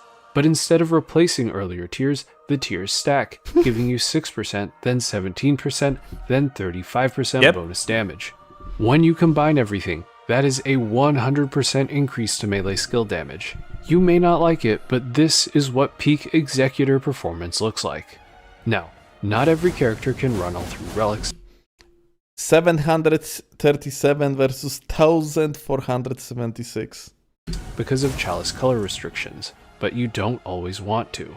For example, if you're playing Wilder and your plan is to grab Halo Scythe for Gladius or Cranial Vessel for Caligo, you don't need Glass Necklace at all. Just slap on the Wilder's Earring and enjoy a free 48% damage boost to some of the strongest weapon skills in the game. Because of this, the melee meta, even for hybrid characters like Iron Eye and Duchess, may start to shift hard toward weapon skill builds. Yep, and I agree with it, absolutely. It's like, for me right now, like, I'm going to say it like that. Getting a proper Ash of War for the job was already half of the success in the like difficult runs in Depth of Deep of Night. Like, for example, when I and Claw play together and we have a bad run against Sentient Pest that we do not really have like really good like a fire weapons, and especially like, for example, you know, we are not gonna get like good ashes that we can potentially like set up a fast kill, like in between changes of the phases of the boss, then we like our fight gonna be like 15 minutes long, and it's not guaranteed we are going to win. If we have like a things like well set up, we are most likely going to win. And on top of that, like if we are going to get grafted dragon, then it's guaranteed win. And the fight, even against EVERDARK, usually doesn't last longer than like 3 minutes. Like getting like a proper like a skills is huge. And now, like, this setup that we see makes it all seem like fishing for strong Ashes of War is even better now. So yeah, the best builds video is going to have to wait. Yep.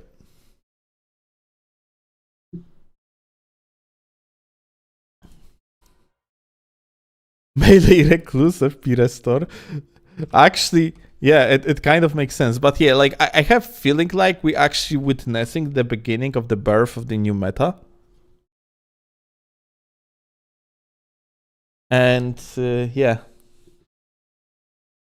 I don't think that's a good meta. Like initially it's looking like a skillless meta.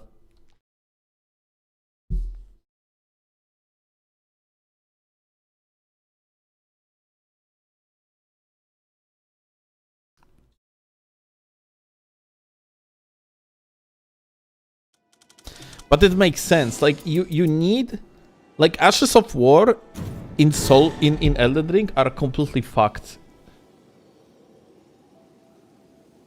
They are like they have defense, like very often offensive and defensive properties like slapped together.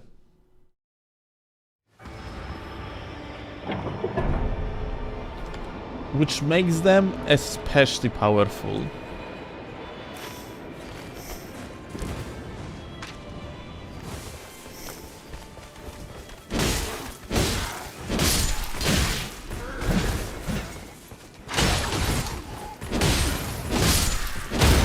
Oh wait, will there without Deep of Night really? Okay, okay, wait.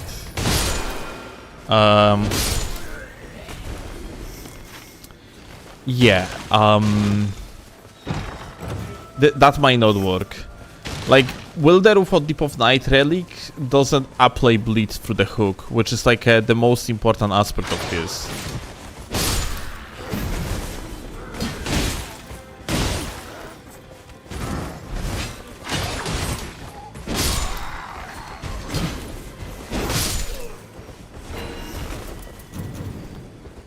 Not sure if I want to continue this run then.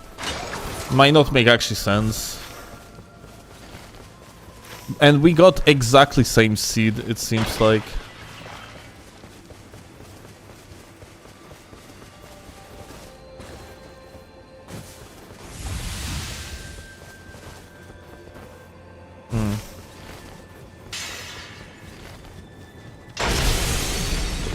Yeah, I think I'm gonna skip it. Like, there is no point. Let's try Executor. With the funny relics. Gonna be mashing like Ashes of War.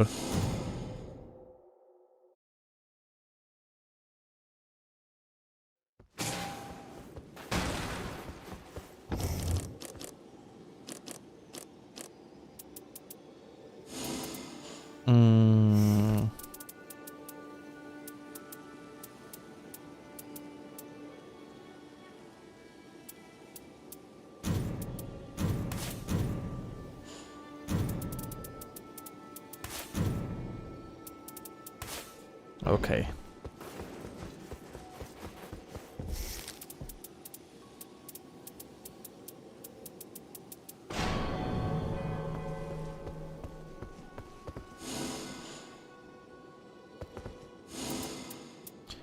That's actually pretty funny because Rivers of Blood is now like the best weapon in the game, probably.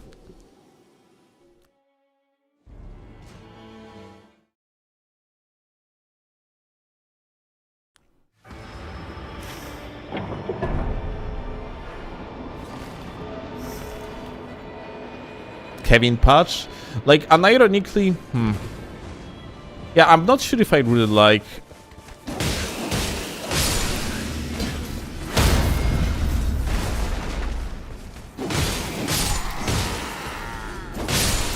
this approach. Like, this relic is probably a big mistake.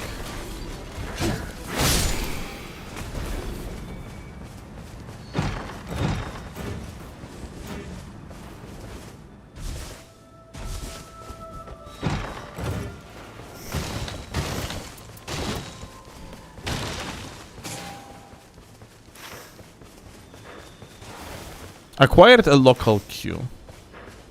Of what type? What queue did we acquire here?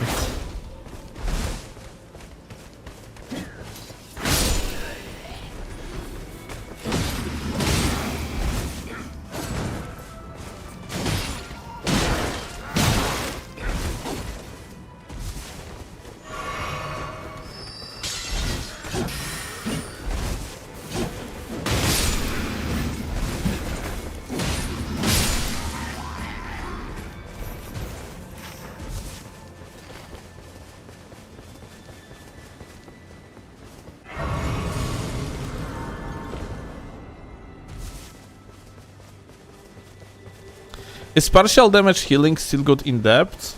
It's not good on any other character but Undertaker, but it's very good on Undertaker. Oh.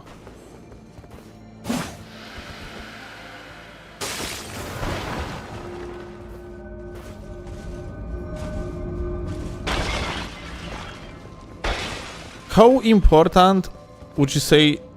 Wait, still, how important would you say DLC is to a casual... I just want to open the game every now and then, again, type of player? I don't know, frankly. I mean, it's a lot of new content.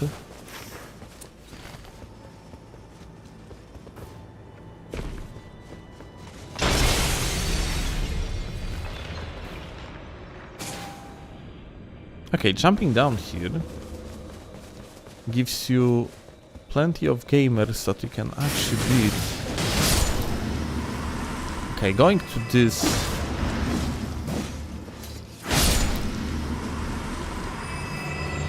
Okay, going this direction might be actually more meta than the other one. Ah, we have these bitches. That's a boss.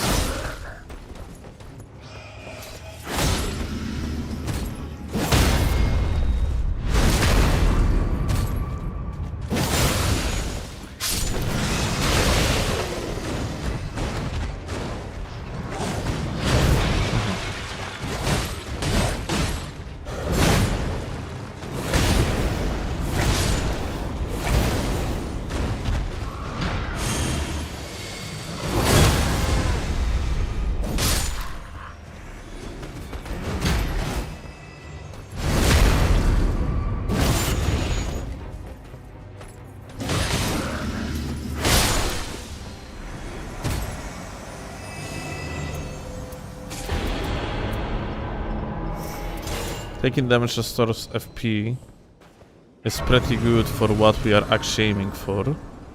Successives, amazing.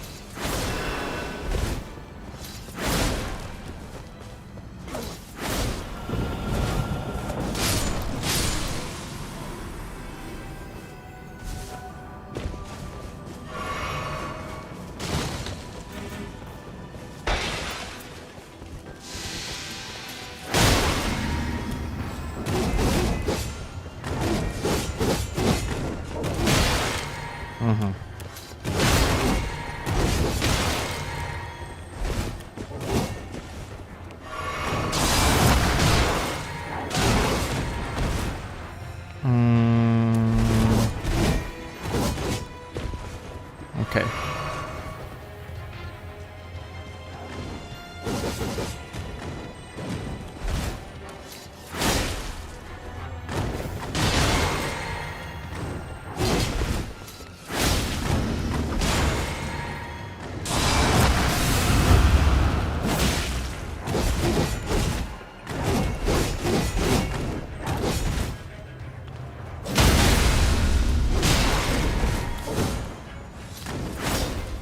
Oh. There is Zamors on top of everything? To jest pytanie.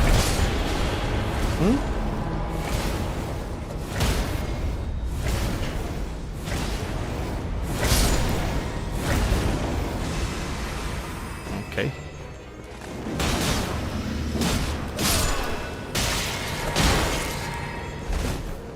Ja. Nie no, trzeba było kupić chyba dlatego kurwa. Tak, wszystkie Kanie. Kole kupiłem.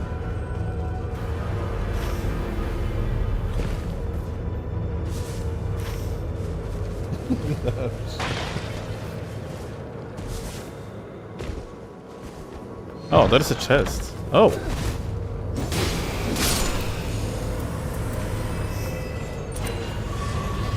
Dormant power chests can apparently drop like talismans. Tritian mówi cześć.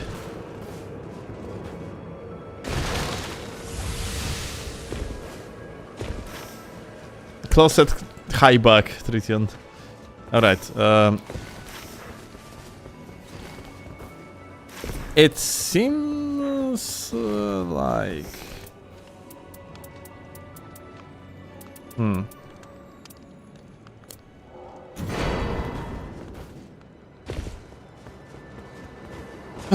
I don't know about this pathing.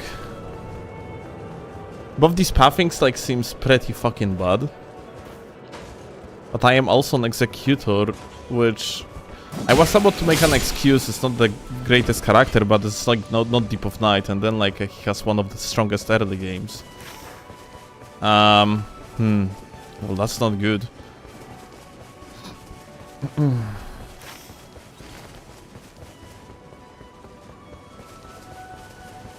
Dormant power that gives you rob as a starting weapon.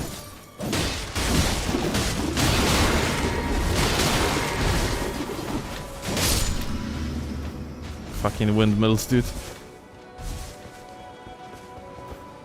Yeah, actually, as getting Rivers of Blood is kind of what we are aiming for right now.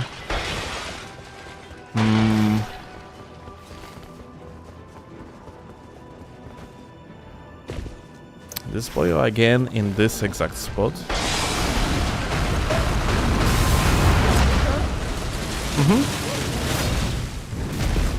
Jest zajebiście mocny build najprawdopodobniej.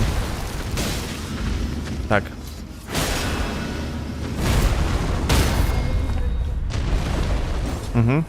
Patrz, kochanie. Masz te dwa reliki. W zasadzie to wszystko, te 3 reliki z sukcesywami zwiększają teoretycznie twój damage na skillach o ponad 100%. Tak. To jest taki sam jak stary, tylko że zamiast dawać ci FP recovery, to jak masz jakiś negatywny efekt na sobie, który zwiększa twoje defensywy, to masz 20% szansy na to, że damage cię w ogóle nie uderzy.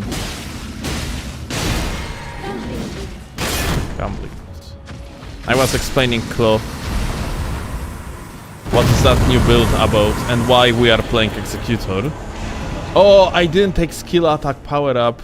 There was a skill attack power up. By skill, you mean character skill? Or No, Ash of War? it's Ash of War. Like Okay, what? because I was about to ask why no badges.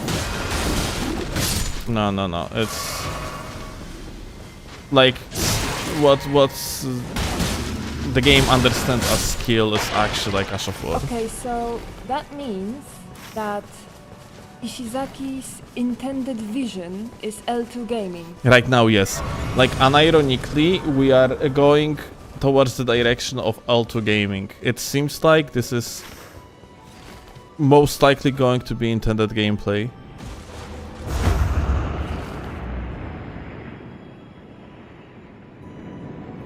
Our Revenant below.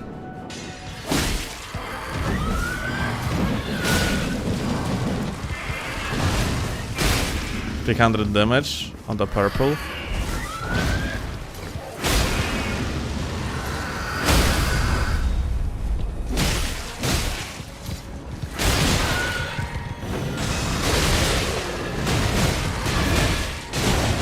It's so funny how you can trade just everything.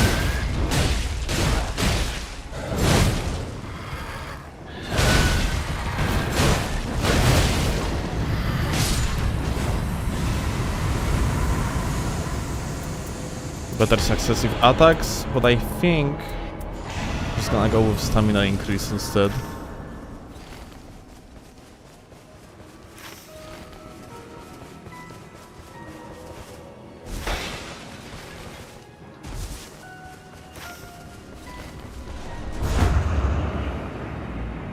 I also think that we are going to visit quickly a merchant.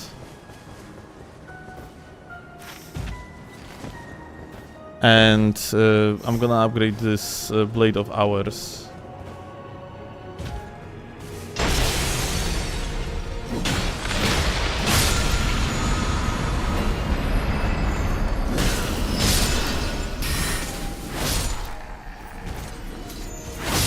Now, where is this fucking merchant, dude? Is he like below? No. What's up with the merchant? Like, it says the merchant is here, but like, we don't see shit. It's above. Okay, verticality moment. Oh, chest. Please, River of Bobo. Well, not... Well, honestly, this shit can be actually very good.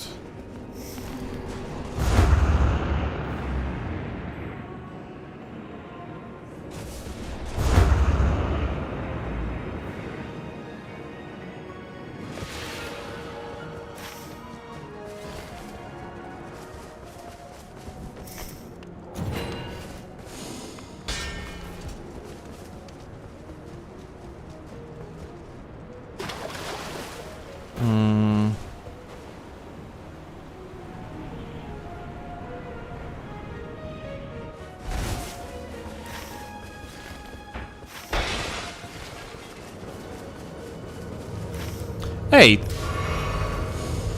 since the mark is already here, does that mean that we shattered all the crystals? Is that it? Like, can I actually go for the power?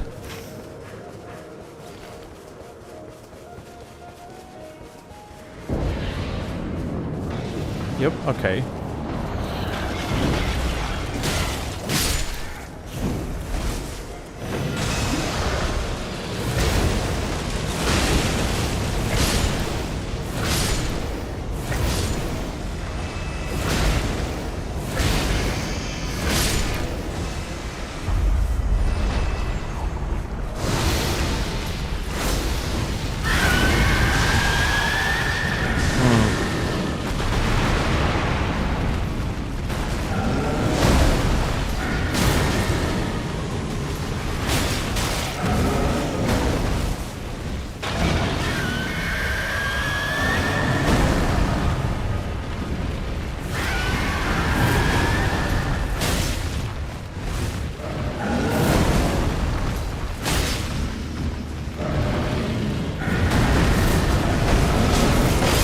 Haha.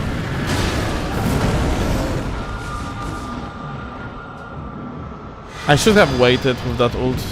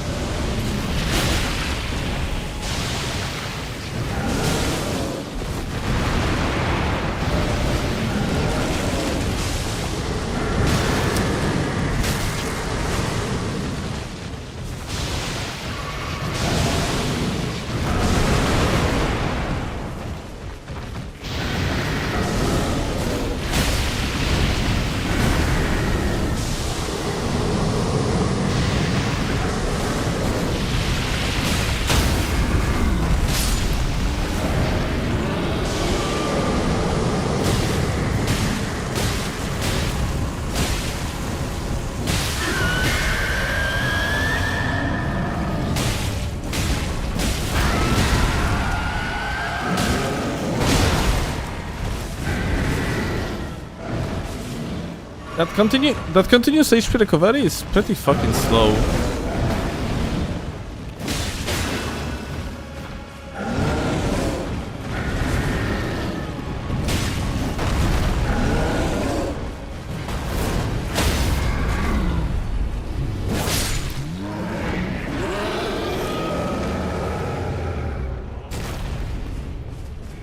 Yeah, it's very, very slow. Basically, extremely negligible.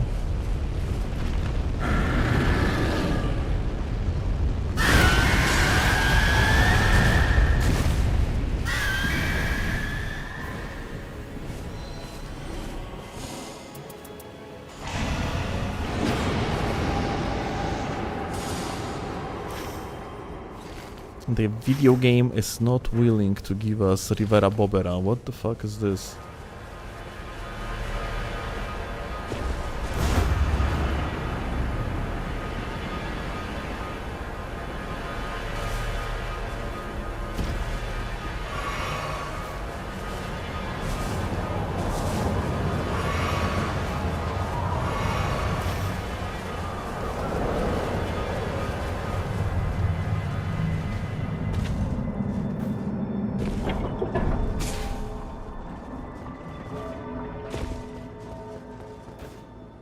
If the demon can fly, why he remains below? This is actually a very fucking good point.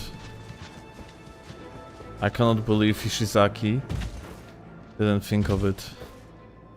Such a retard.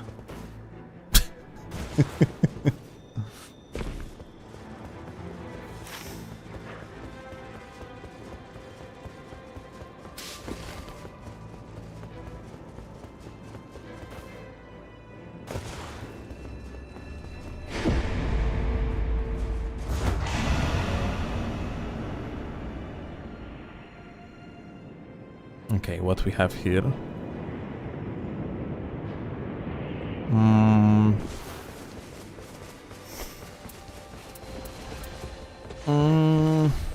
Well, we're gonna kill it, but like...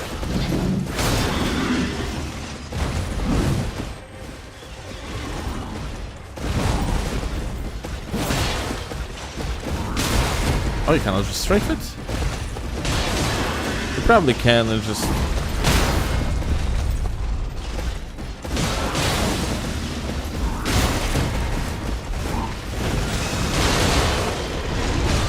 Probably pour ground and that's it.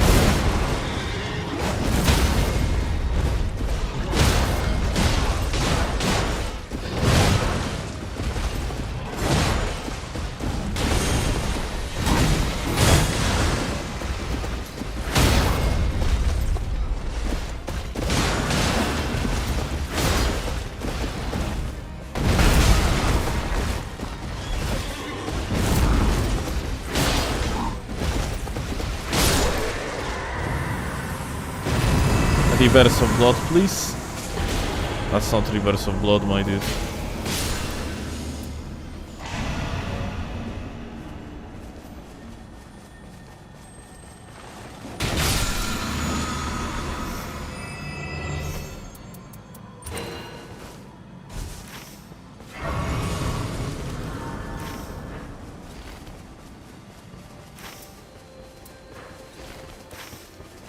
Okay, let's go for the church, and then I guess we are going to clear up the bottom of the map.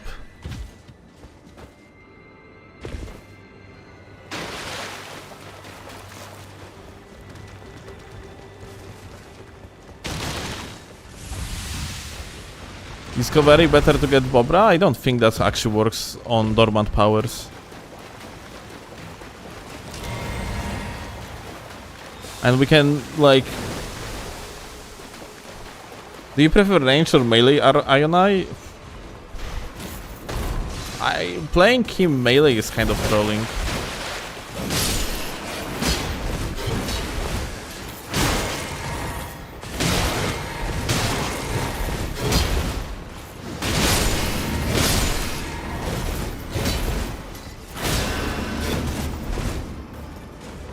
So no, I don't like melee Ionai. Although like you are still playing a little bit of melee. when you're playing Ionai, no matter what. Because you want to proc successives.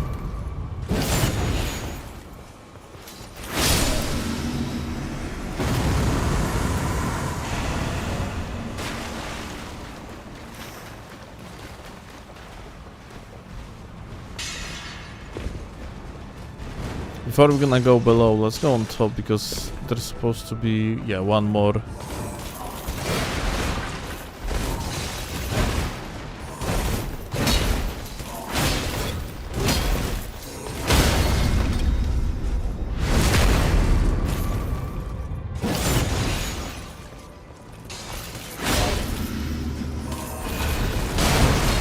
Oh lol.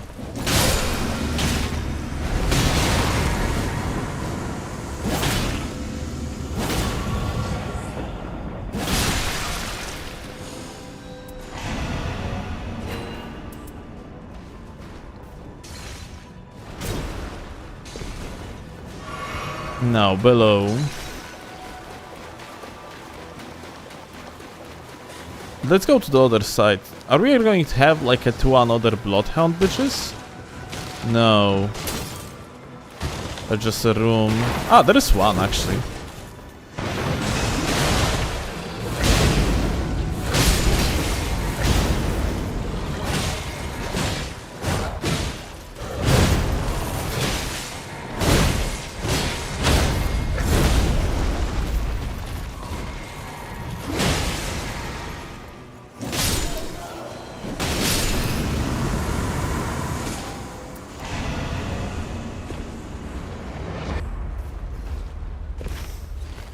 Oh, there is an event. No. Let me actually see. If there is gonna be one more. Oh, to hunting. Yes, please.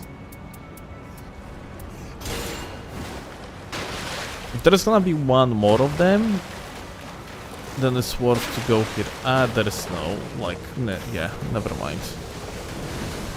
Oh, we cannot even actually stay on this castle, I just realized. Oh, that fucking sucks.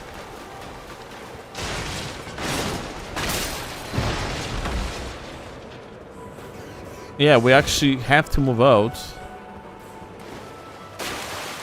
Like, circle ended up in the very poor spot. Okay, so I cannot... Well... Do I actually get anything for breaking the seal? Let me actually see. Out of pure curiosity, what would be the boss? Uh-huh. Well, that's kind of shame. That would be free.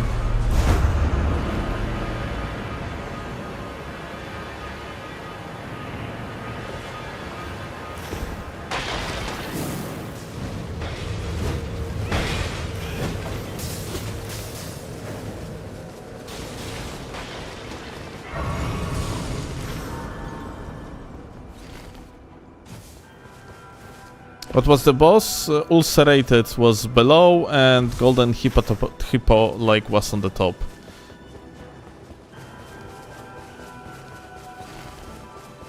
And now instead we are kind of forced to just move our ass on the other side of the map.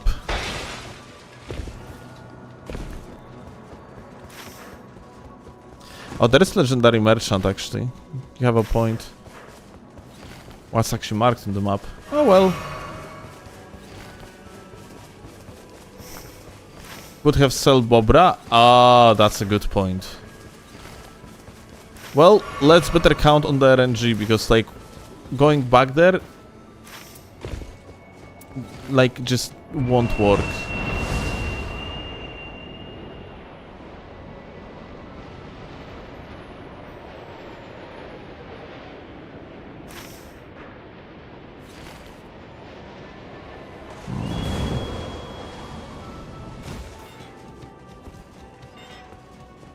Alright, we are below the map and I frankly have no idea. Like there is one church, there is one boss.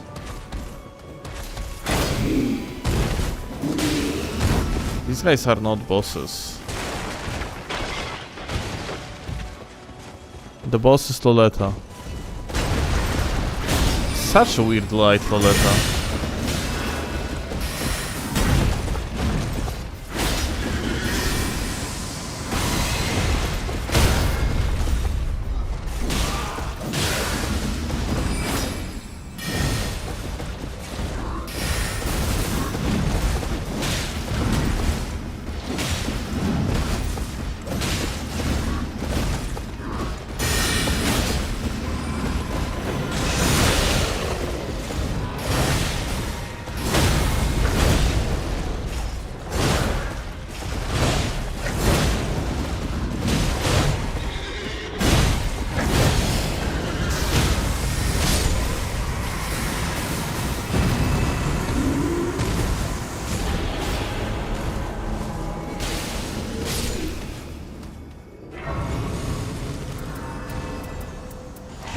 Gradual HP restoration.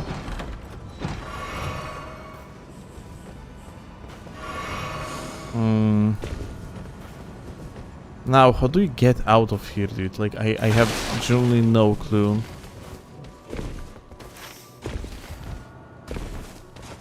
In this direction, you have a church.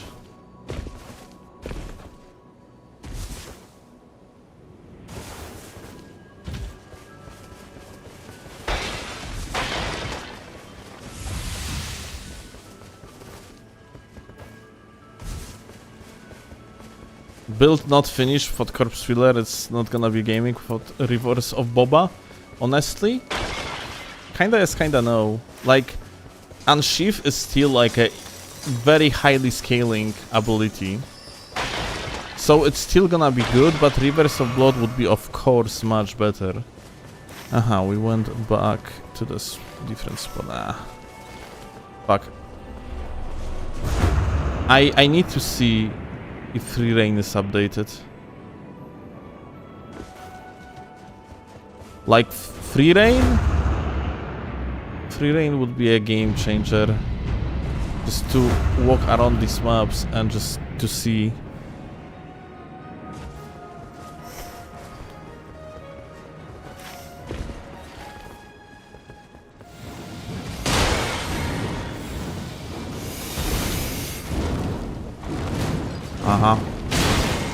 It still fucking hit me, are you serious?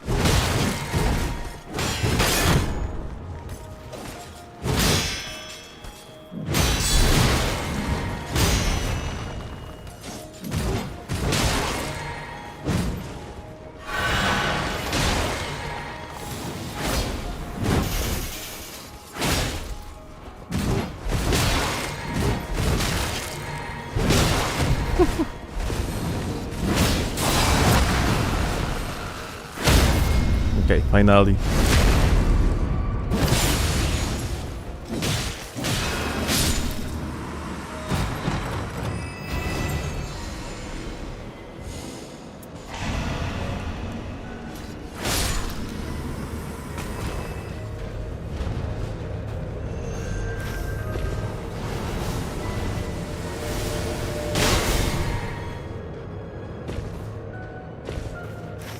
Like Divine Beast Warriors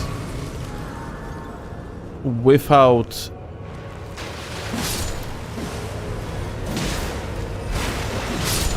like without a flat ground. I don't know, dude. If you're not gonna gang them and just brute force them, then that sounds like a fucking bad time.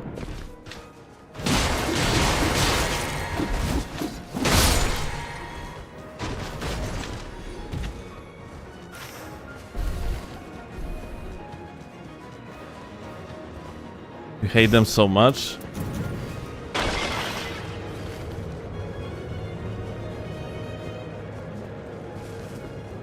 Well.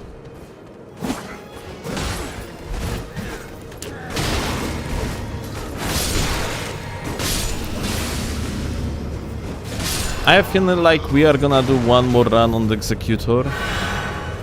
Just try to get like that freaking... Oh, I know. We're gonna do like run on regular map.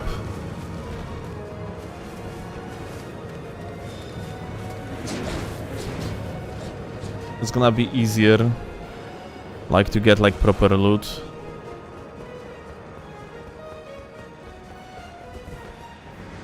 Every game needs a badass enemies that you respect. It's not about respecting them or not.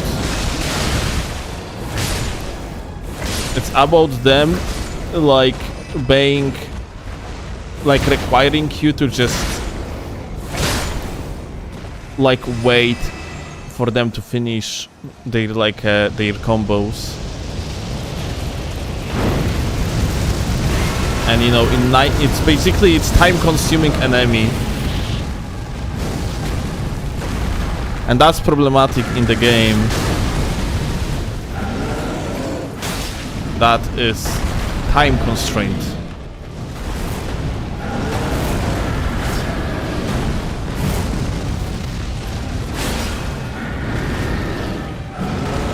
Because yeah, enemy is pretty cool, that's for sure, but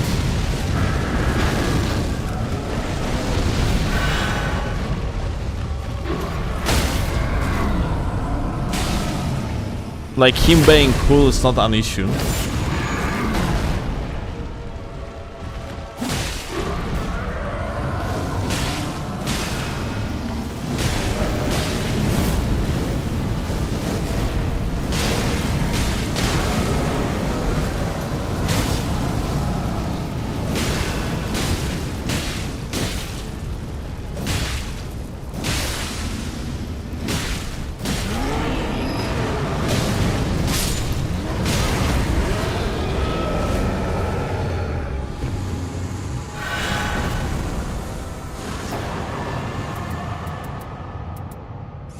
You know, not pick up the fight against such enemies. Oh yeah, like, sure. Like, if you're gonna approach it from that perspective, then you can always just avoid fighting particular enemy.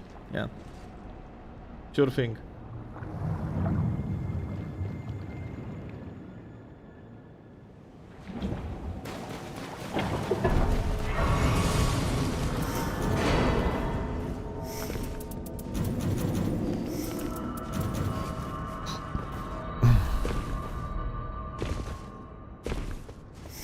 But then, like, you just have an enemy that usually you're not going to approach, because there is no point to do so.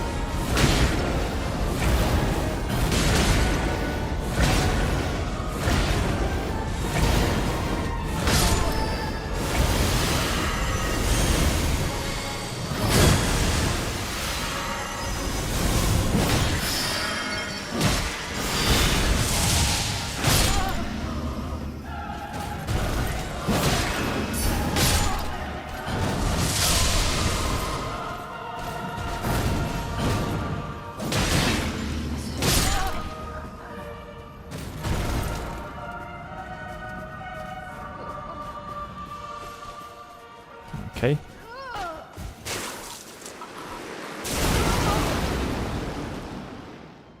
First phase done.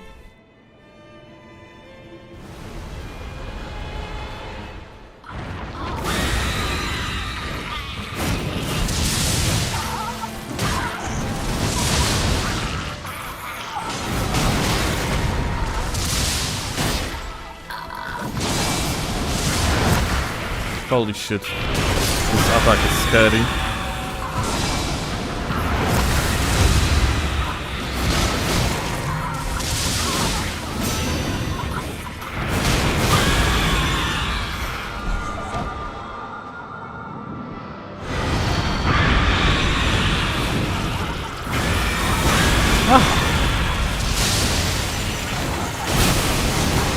Oh! Okay! Wait, well, they bleed you out, that's for sure.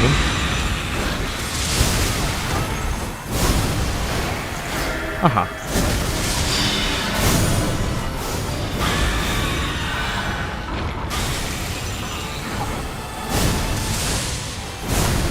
I don't see shit. Okay.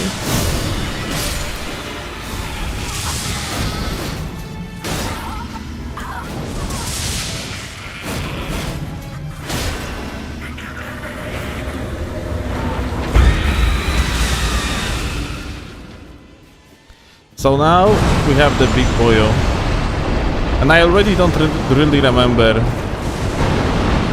what was the quirk of it. Okay, that's the jabul, I guess.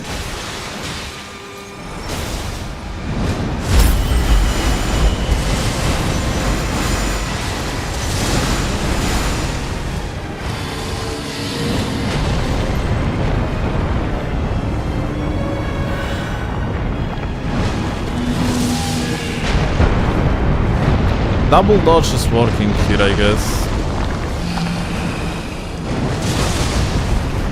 Okay, fuck off.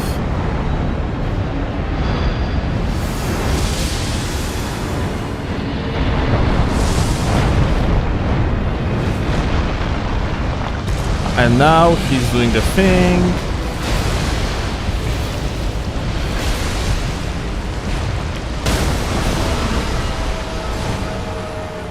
Okay.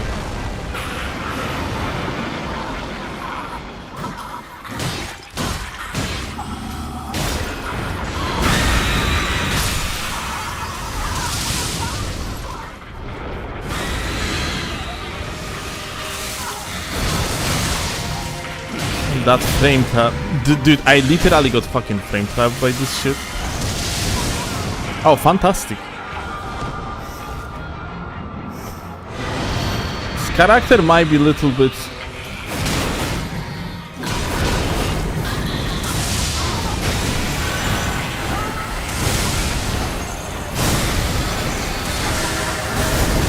fantastic.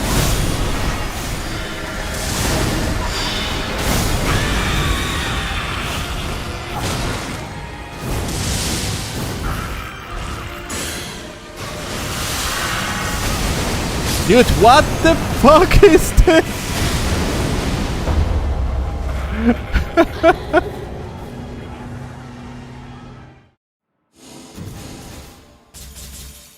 Unfortunately, I had no stamina to run off.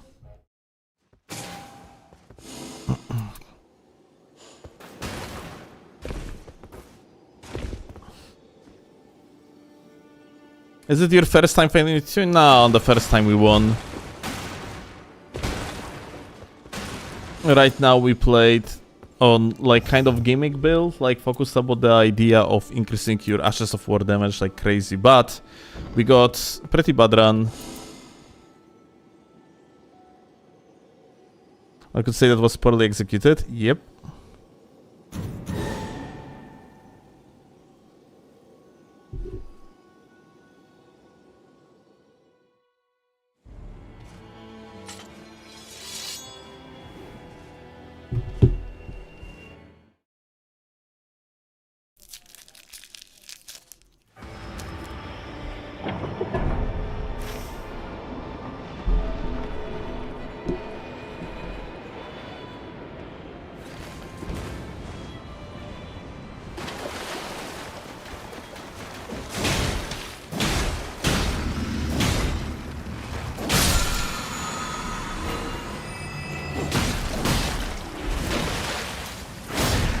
Like the main objective of all of it is to get two important things. First one, Rivers of Blood. Second, FP restoration upon successful hits.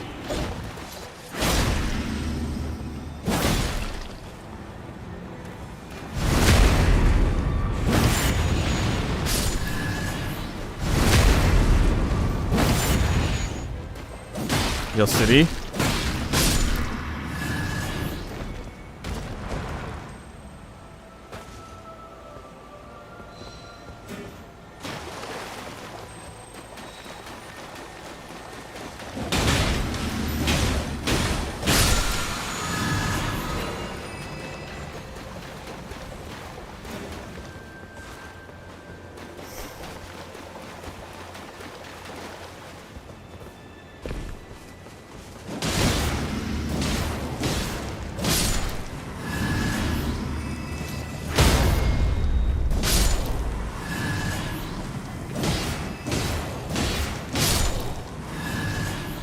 Oh shit.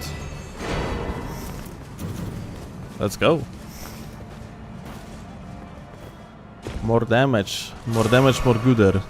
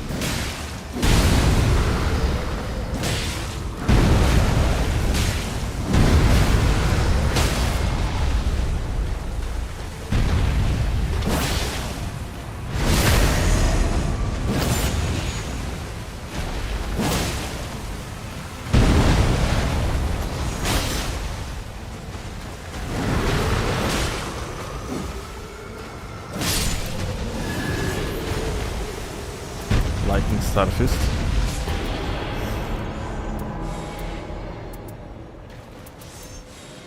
Well, we are not really going to use it.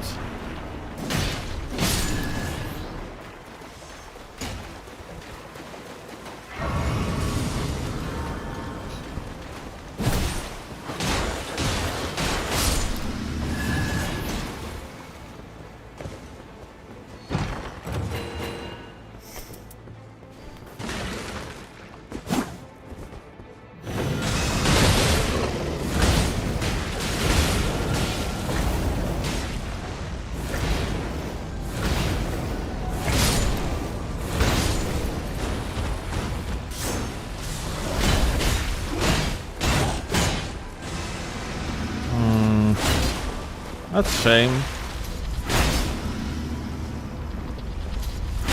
Are you pushing away the ball with the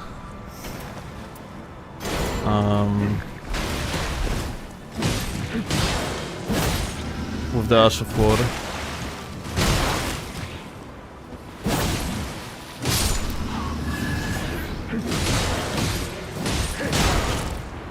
You can just trade with these boils because, like, for whatever reason they don't do any posture damage.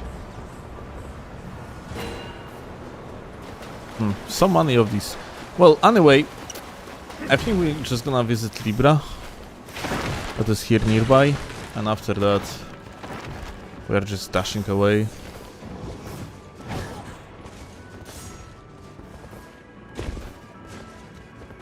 Libra is on the top.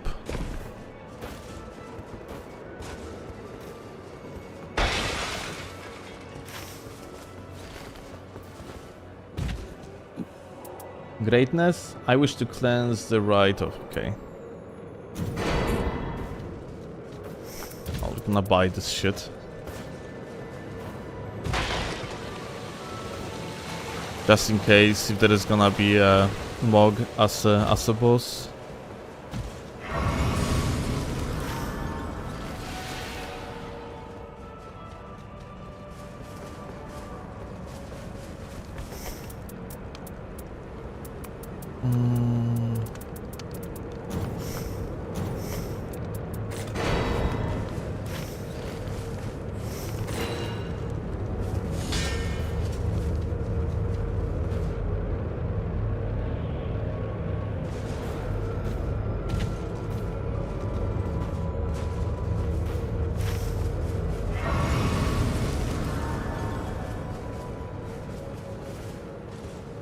We can now test anti-mog items on the balancer. You think we should? Like...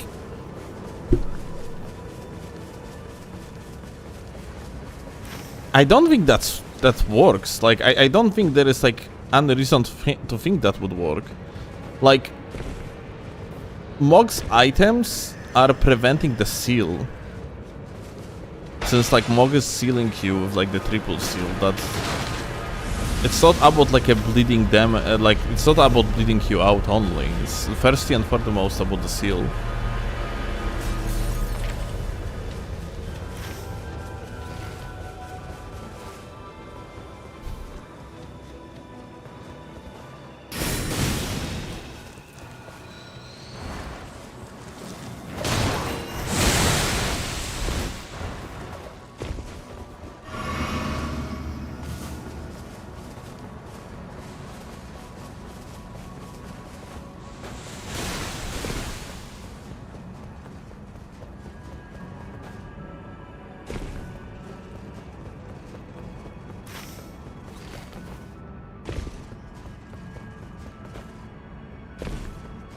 Yeah, using some sort of the blood ritual. I mean, like, I guess we can give it a try.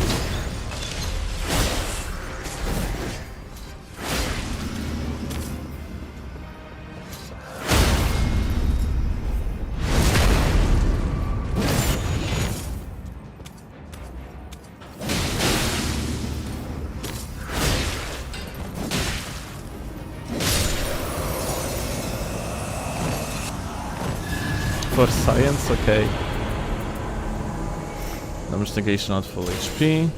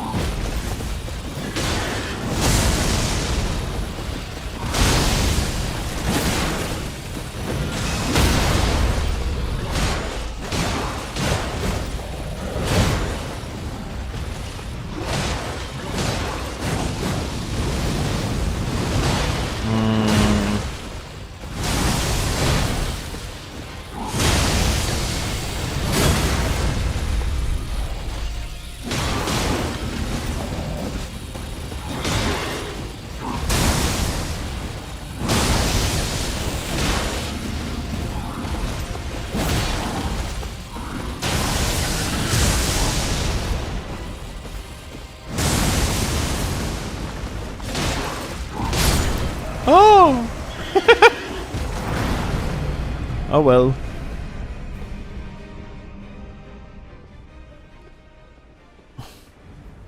If I had full HP, I would survive because of the damage negation at full HP.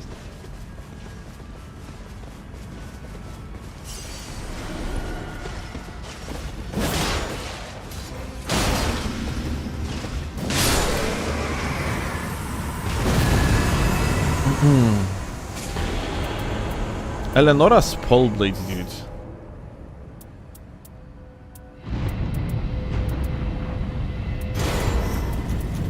I guess we can.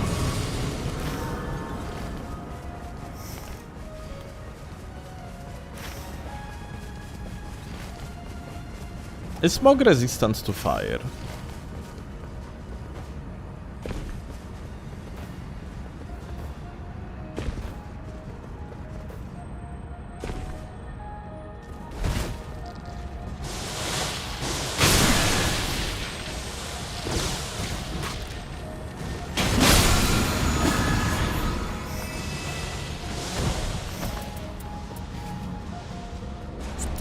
Very? Ah, fuck. Well, that's not good for us. Well, it's still time to actually get something better meanwhile.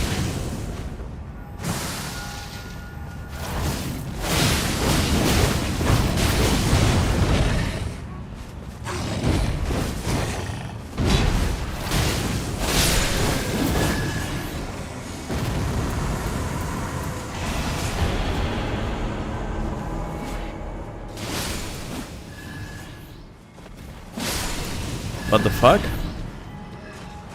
Well, very normal damage.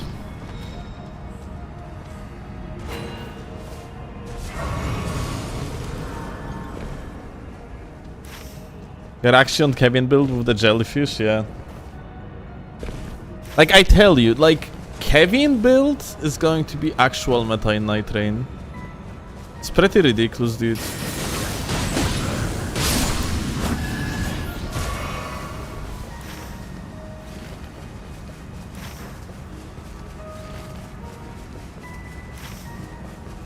Kind of sucks.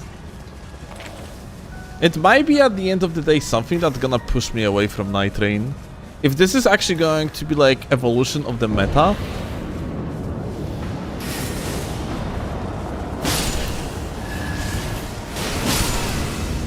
I might genuinely not like it.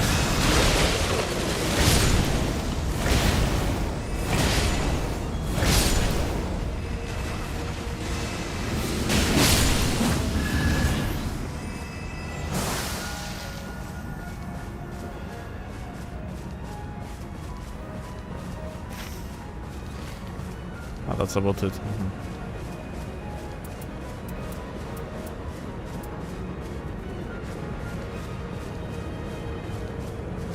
Just become an off-meta player. What is this logic?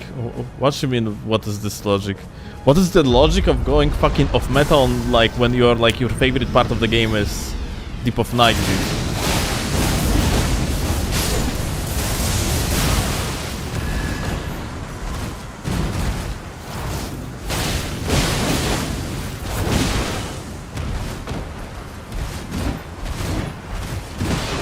Oops.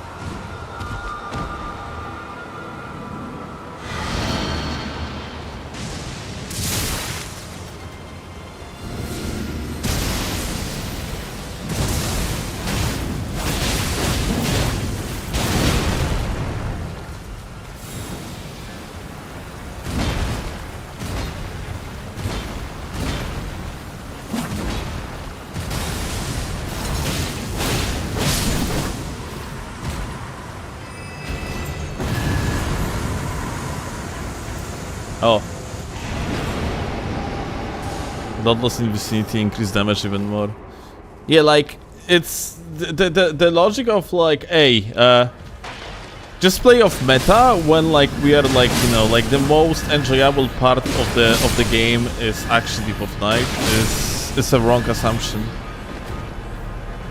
Like, you have to respect meta when you are playing when you are playing, like, you know, on the highest depths, yeah? And, like, a lot of things suggest that Kevin builds, like, actually mashing Alt2 button, just strengthening Ash of War as much as it is only possible, is going to be the way to go.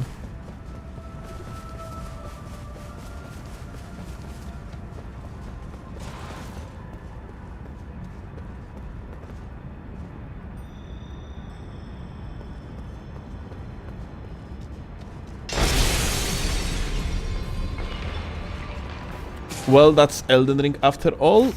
Like, the cheese versus actual meta, it's not really like it's not the same thing, yeah?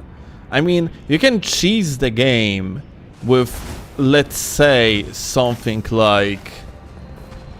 Oh, wait. We can actually kill this? You can cheese the game with something like Blasphemous Blade, yeah? And just like mash Alt2 and kill things in such way. But the actual meta is going to be rather utilization of something like Starfists, yeah? And Starfists are extremely strong, but to utilize Starfists correctly, you need to play the game well. Like, Blasphemous Blade is not going to scale very well with you playing with higher and on the higher and higher NG+, yeah? Starfist's gonna scale much better in such situation.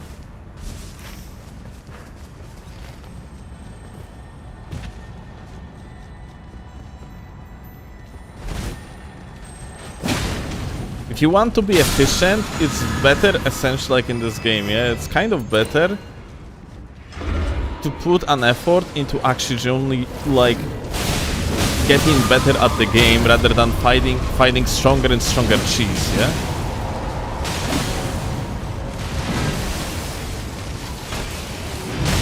Like, you can go far, like, cheesing bosses, of course, but it's only till like certain point, yeah?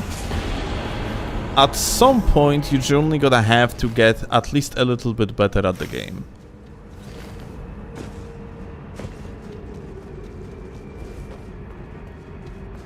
And, you know, like, the game is as hard as much you know the movesets of the bosses, yeah? If you are going to perfect moveset of particular boss, then, well, technically, like, you can no-hit everything in the game. A good example of it is Gino Machino, that is, like, just...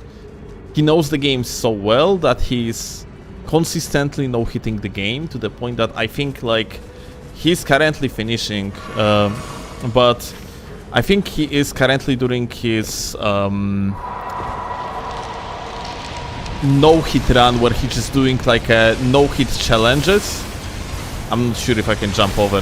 I don't see fucking shit.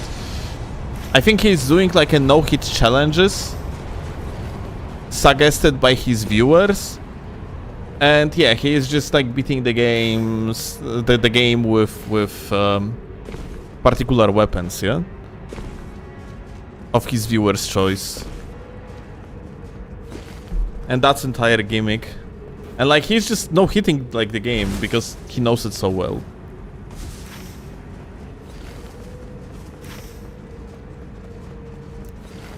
Like, my point here is that, like, if you know the game well enough,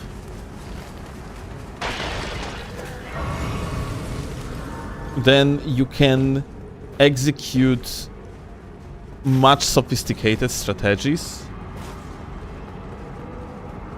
mostly reliant on, like, pure skill, ability to outspace a boss, ability to outspace, ability to strafe. And because of that, like, you can get, like, much more efficient openers rather than just, like, overpowering your opponent by simply using Ash of War that is extremely strong. And problem is that with all these new relics, the power of multi-hit and the power of overall Ashes of War might be so fucking good. Like, the power can be, like, so overwhelming that it might be just, like, more efficient to mash L2 over playing the game to the textbook. Yeah, like, over actually, like, playing proper meta. Meta, not cheese, in the meaning that, like, playing the most efficient tactic available rather than just wishing for a good luck by out-damaging your opponent. You got the point, yeah?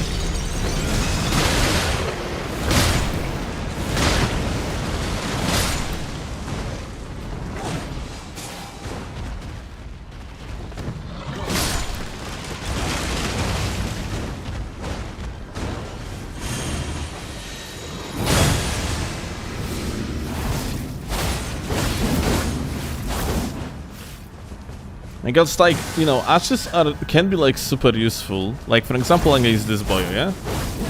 You can just straight up use your ash in order to, like, stun lock them. Because, like, a proper, like, a meta play here would be just to wait for their attack, yeah?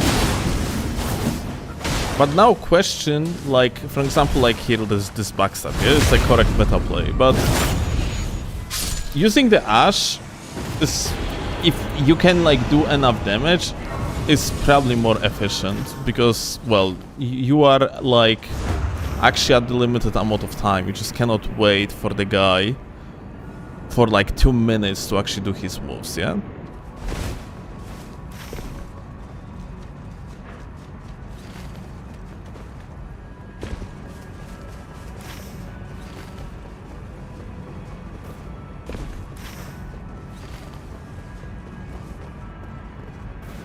Yo, still, how's Depth 5 DLC been? Well, yeah, like, Vivars is minus 1500, like, points. Yeah, this is what happened recently. When they included, like, the DLC stuff, we actually lost with Claw, like, 1500 points. Actually more, because we won some too. But yeah. It's tough. We're gonna have to learn a lot of new things.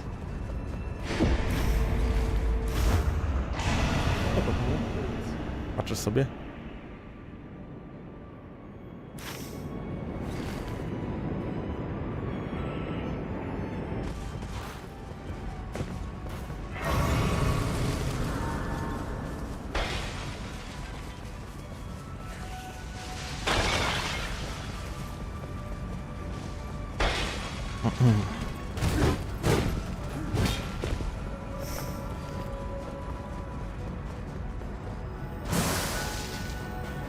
Okay, let's see.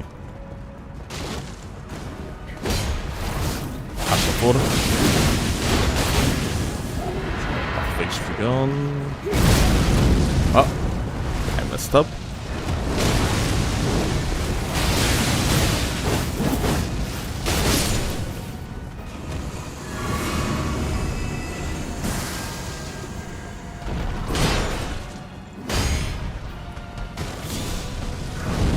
Have to wait here.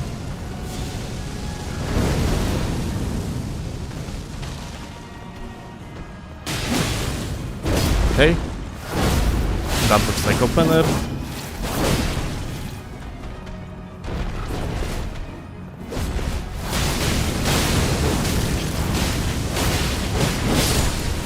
Well, crazy.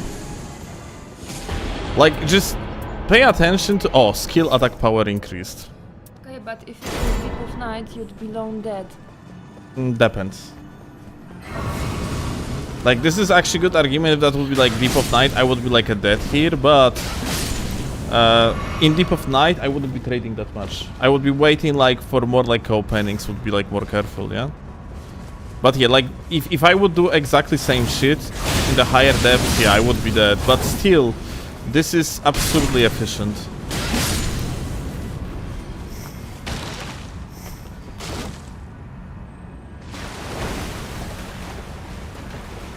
Dobrze. O, lole.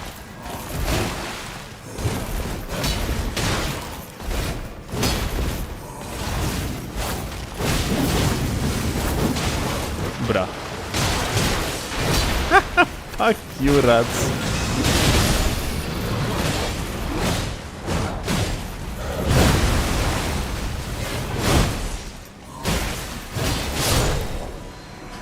Okay.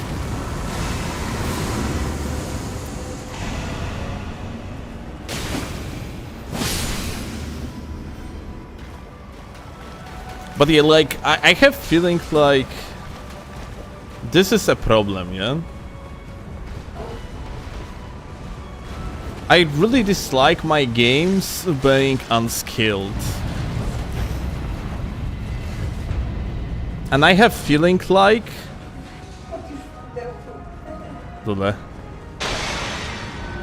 I have feeling like this is like really negative thing.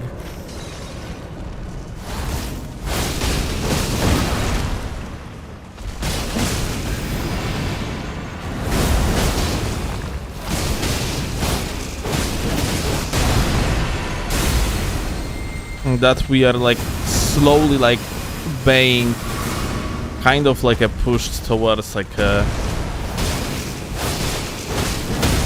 this type of meta. Like there was no point to go for the crit, like my multi-hit would do that much more damage here. Oh, successives. Perfect. Now I can be even more reckless.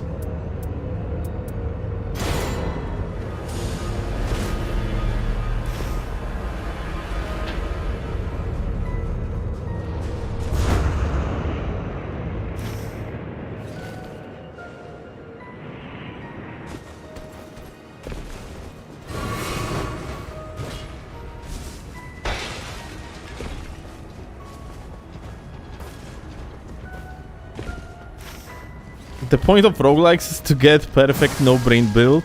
If you're gonna look at it from this perspective, well, Nightreign might be actually going towards this direction. Think of your best runs in Hades. Good point. Obliterating shit without even looking at it.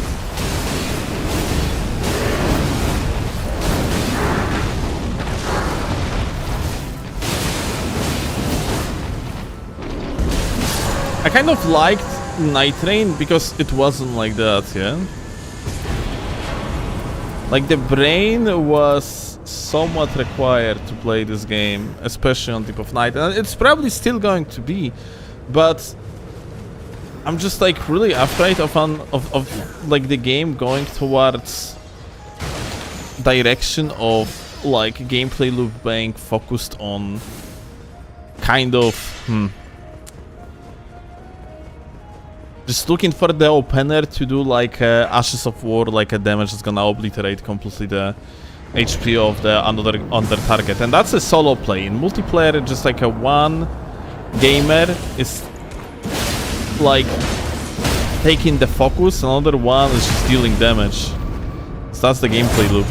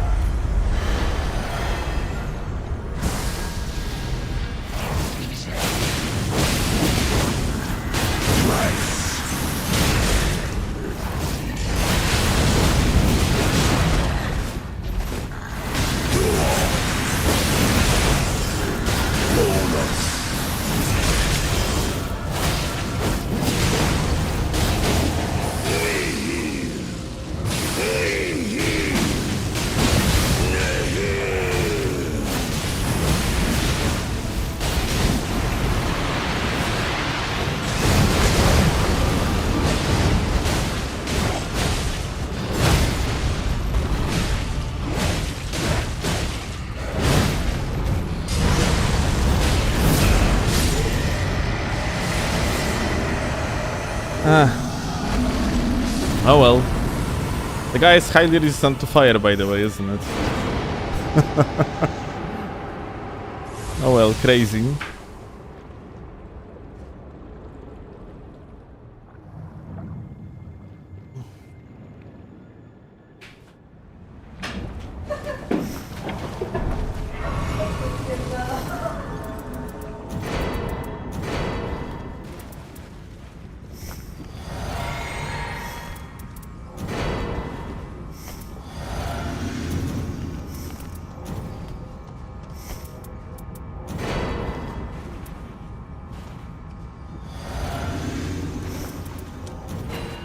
Okay.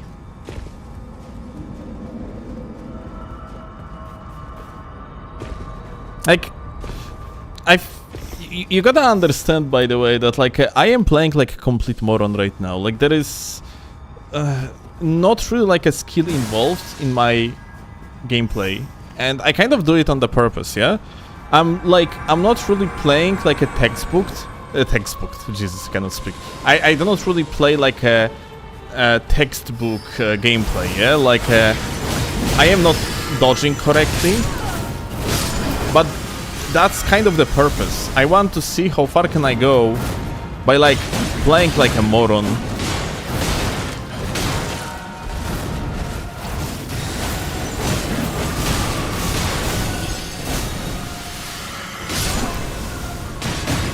Actually got saved by Caligos' ability here.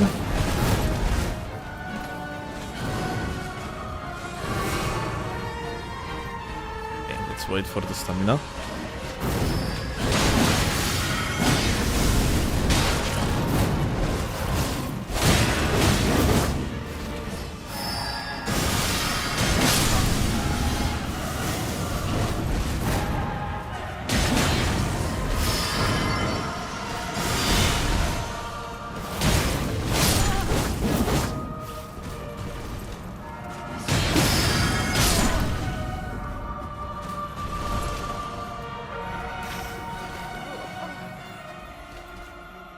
So playing like an average person?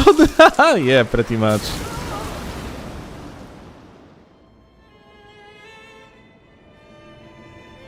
And it's bad you can play like this in the normal game. Of course, like I still have like my game knowledge and shit, yeah, that... I cannot like compare me like to the regular Boyo, yeah? I'm still gonna be much better than like regular Kevin. Even though like I'm playing like a moron, yeah? I noticed it when we played DLC first few times. I just don't care. I mash out of quick stun because I know it's like mashing brainlessly is more efficient than dodging correctly and then punishing. Yeah, like because of scaling, yeah? Yes, and then when we went back to Deep of Night, we were making stupid mistakes. Yeah, that's actually technically same here now when I think about it. Playing like morons because regular mode allows it more. It encourages it. Yeah. Wow, what is this? That's big worm. I mean that's the EVERDARK Harmonia. From pretty lady to a monster.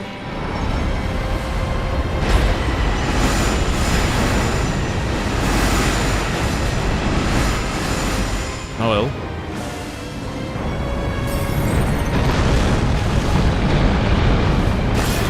Okay, I blocked something. Oh, okay, you cannot actually dodge it forward. That's interesting.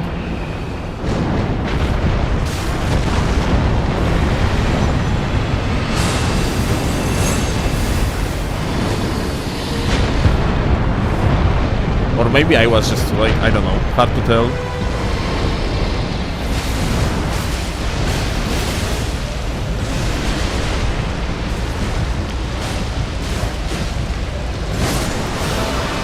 Okay.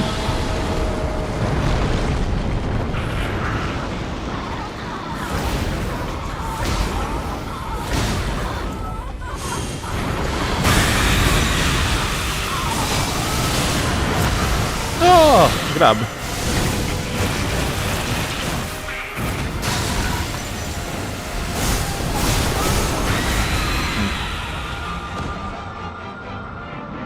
Well, that's crazy.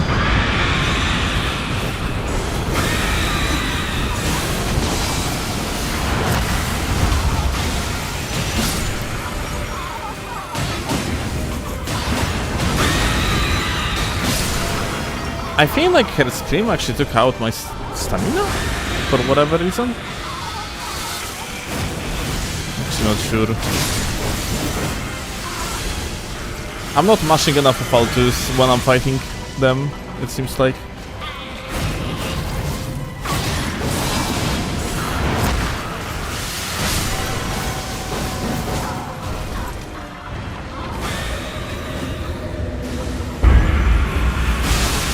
Well, okay, like, bro actually hit me even though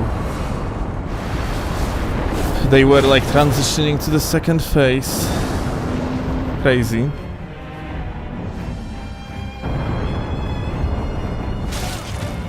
Dude, maybe you can jump over it. That was so, that's so weird to dodge.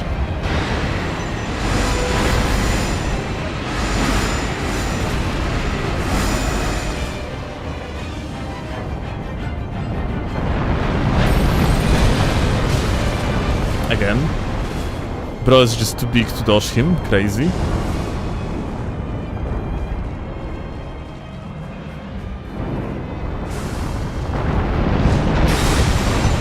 I don't know, I'm just double dodge here.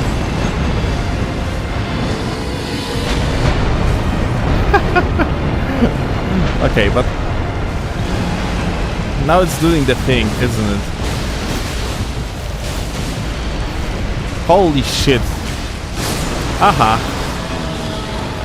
Okay. Okay, it's better to mash L2 rather than... Holy fuck, it's much better to mash L2 here instead of going the ult. What the fuck? Yet again, L2 wins. What the shit? Oh my god. Flo in the background said not in Deep of Night, but I actually am not sure about that. Like we had successive heals, we had pretty much Deep of Night build. Okay, but yeah, you have a build for Ash of War. If you had a build for ult, then that might be different. Well, frankly, I wouldn't be playing this character in Deep of Night. Yeah, me neither. But yeah, nah, dude. Being frank with you, I have feeling like this is not a great direction of the game. Like the fact that, you know, like all these relics. Show me the new one.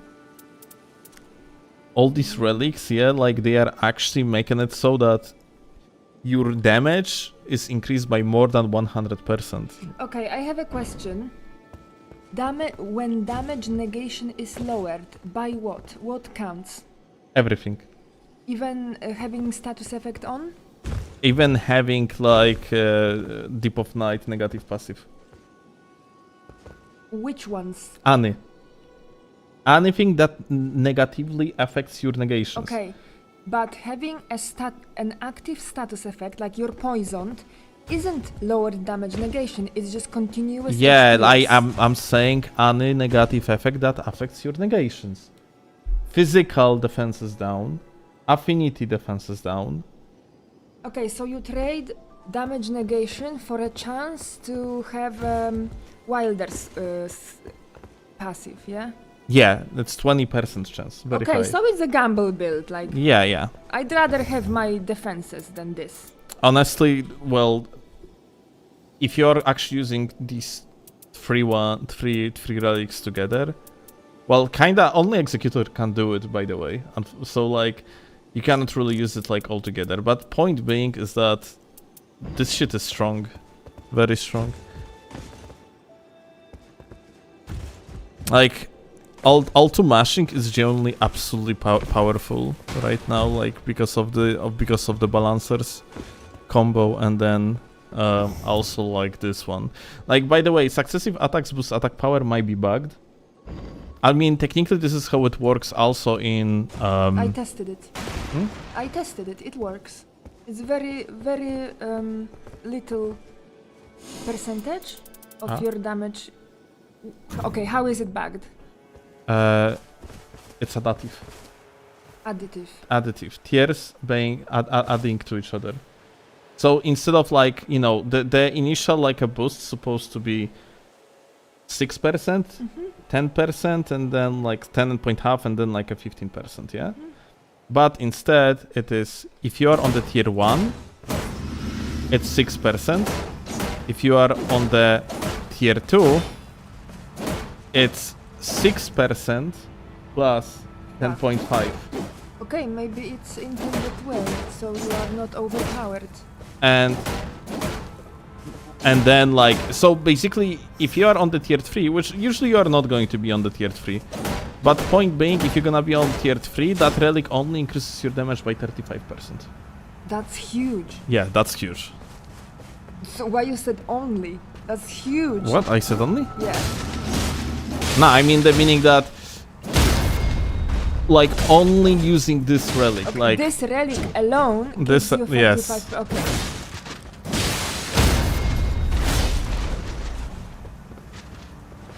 Yeah, so it's broken, but like broken, not bugged. Yeah? I mean, depends. Like, you know, if that's intended or not, yeah? I mean, like, that's just simply a lot.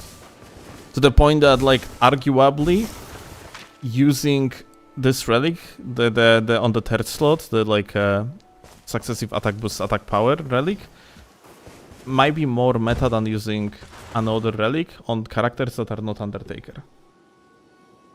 Of course, it's best on the Undertaker, but it's strong enough, so like you can use it on other characters too, and it's gonna be so good. It doesn't matter. Undertaker is the best character, so I won't be playing anybody else. Okay, sure. So whatever.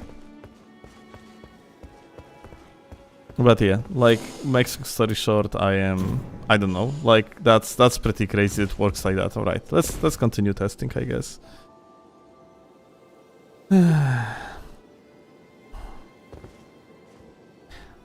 Where do you find weapon poise statistics in Cockring? Damage, you mean? Like, let me actually show you. We have it on our Discord. You have like a resources tab, and here, if you're gonna scroll up, there is a motion value spreadsheet for Elden Ring, and over here you can actually get your stamina. No, sorry, here it is. Like poise damage for PvP or for PvE, and yeah, you have all the numbers here.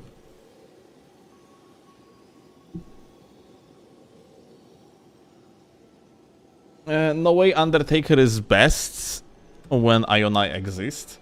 Arguably, Undertaker can be better. Not in everything,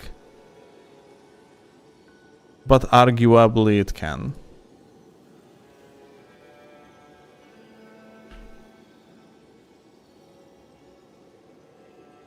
Like, for example, like if you're playing with two other Undertakers, like the runs are actually insanely stupid. Ability to just cast 9 ultimates one after another is ridiculous. 3 Undertaker better than having an Ionai depends on situation. Like, in my opinion, it's like sometimes it's better to have 3 Undertakers, sometimes it's better to have like 2 Undertakers and 1 Ionai.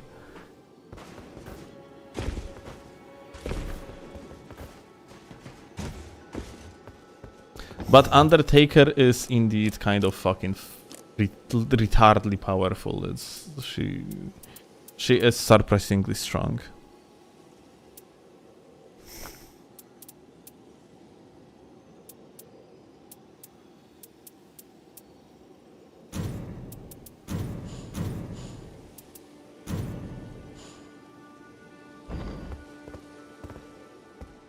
Free Scholars is best, Lamau.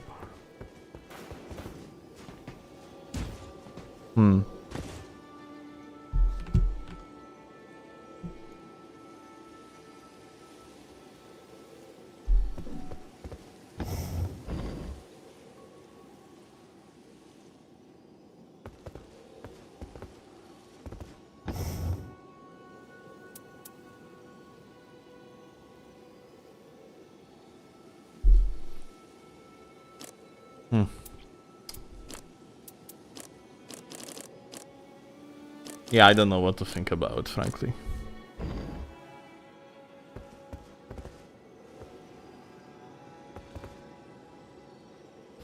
It totally makes sense. Metal Lords got a character in this DLC and Copers got one. Thing is, though, that you don't really have to be a Coper to appreciate Scholar. Scholar is totally a meta character, depending on like what you are going for.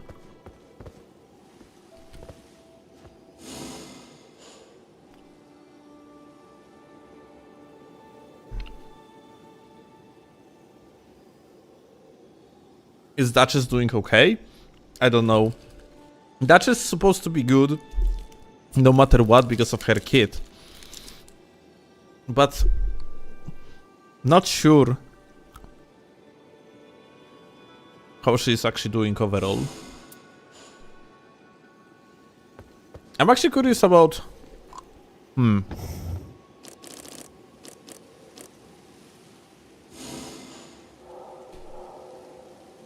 Speaking of dashes.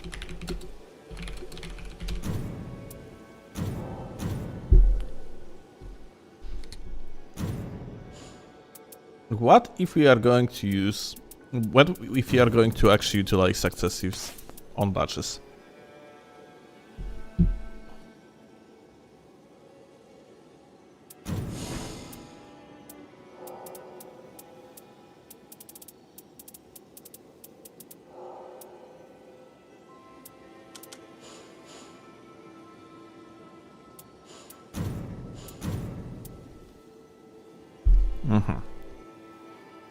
That's a red relic, unfortunately. Wait. I choose the wrong shit. I have.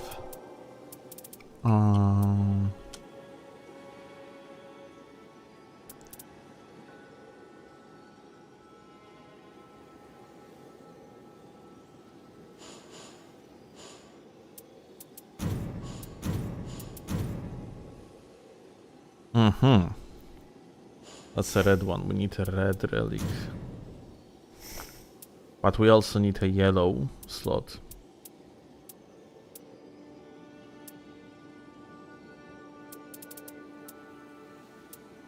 Not yellow. We need green.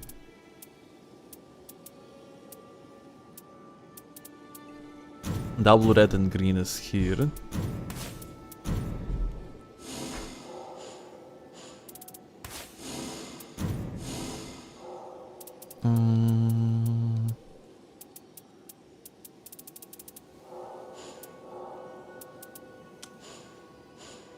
No claws. What about fists? Do we have 2 greens? It would be easier. 2 greens and red. Unfortunately not.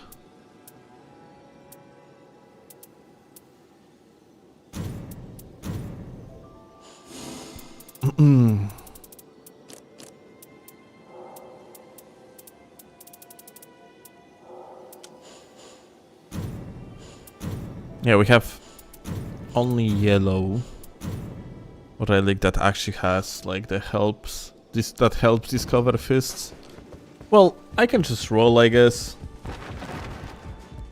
Imagine playing her not as a caster. Well, for what we want to do, we cannot play her as a caster.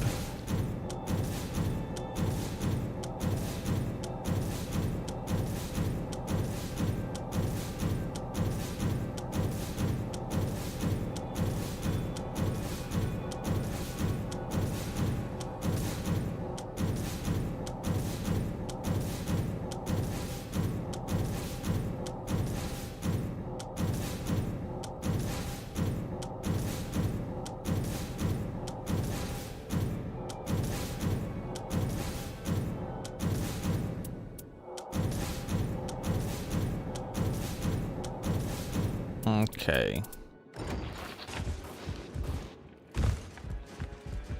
Let's see now.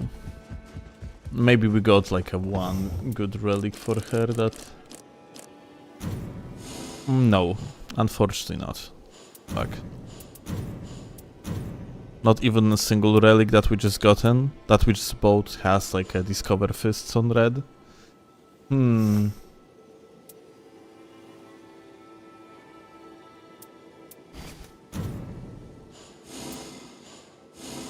Maybe close, at least. Nope. No close as well.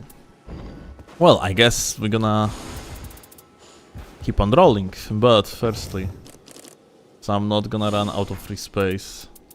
Let me just get rid of all the small ones.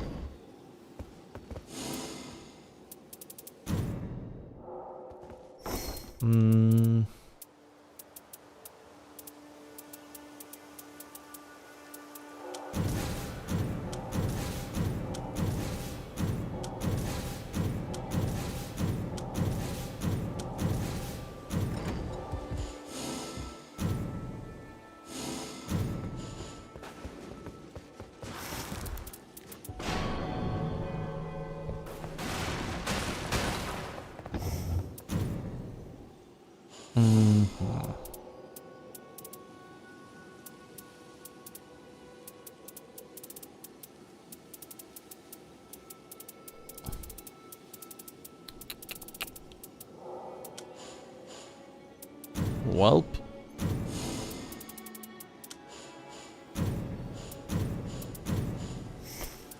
I wonder if we got honey blue. We have one blue. Honey yellow. We don't have honey yellow. Oh well. If that would be Deep of Night, the issue would be solved, but Deep of Night relics do not apply, unfortunately.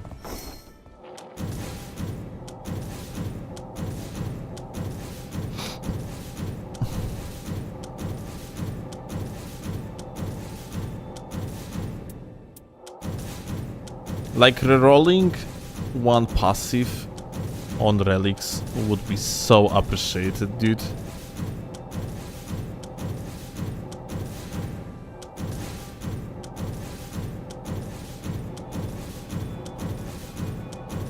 I'm gonna waste all the merc I have. I cannot anymore because I just ran out of the space. Alright. Still no reds. Same amount of blues. Nope.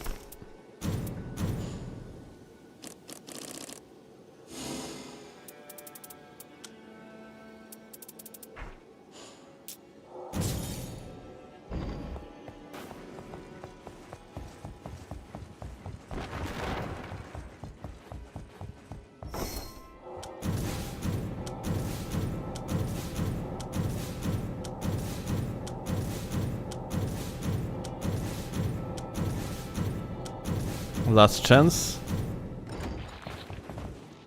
Unlimited garbage works. Wait, is that a mod or what?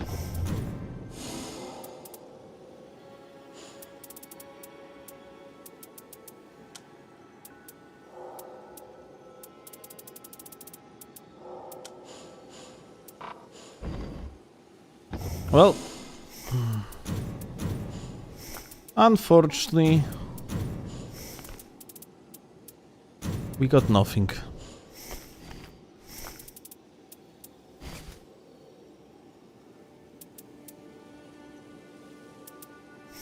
I don't know. Maybe at least, wait, maybe, just maybe, I just realized. Maybe we rolled other dedicated relics for Duchess to make her into tank chess. Ah, you apparently cannot roll these. Fantastic. Yeah, we have only one.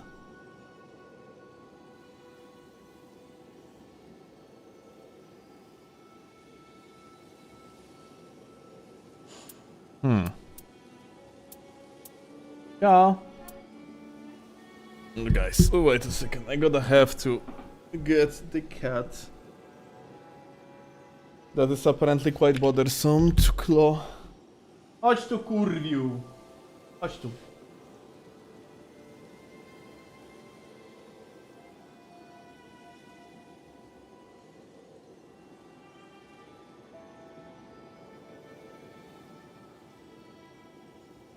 Okay.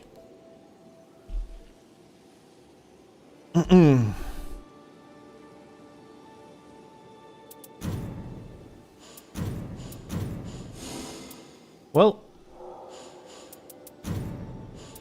that fucking sucks.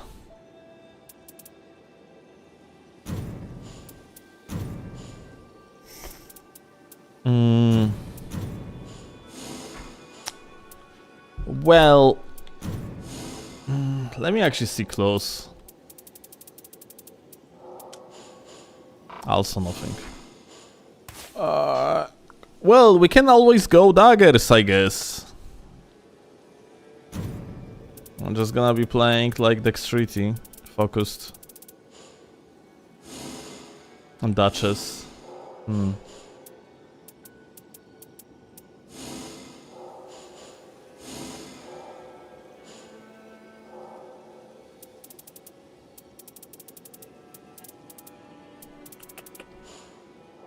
Maybe we even could get ourselves like a passives for daggers. Improve dagger attack power. Ooh. Holy shit.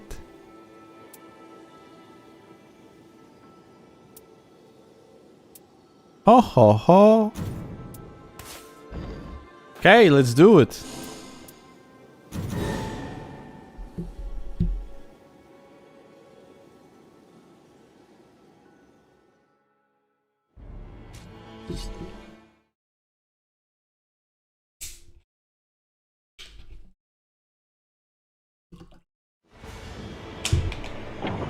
Oh, regular map. I don't think we want to play regular map, isn't it?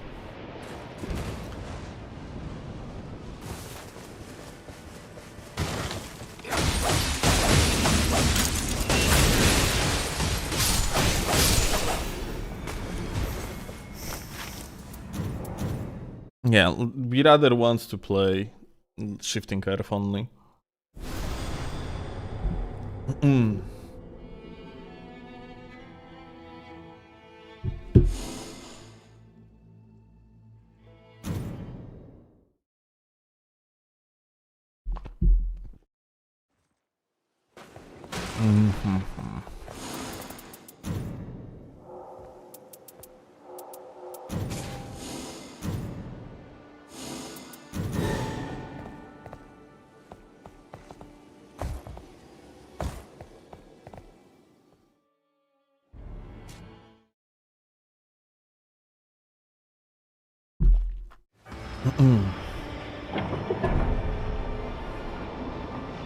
Okay, we have crystal to the right. That early game gonna be probably god awful, isn't it?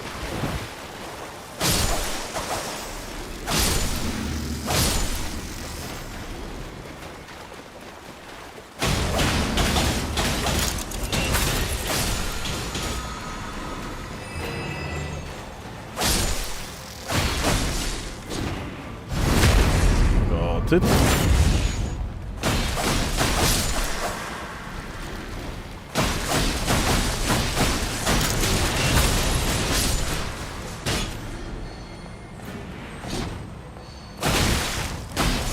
Oh, they have like a move like that? They actually pull you in? That's crazy.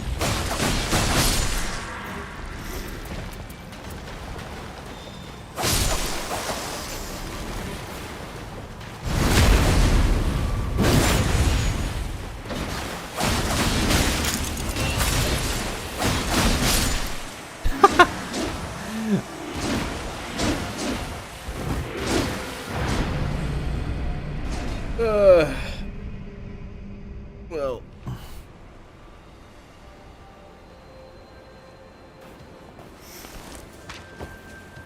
Wait. Improve vigor and wait.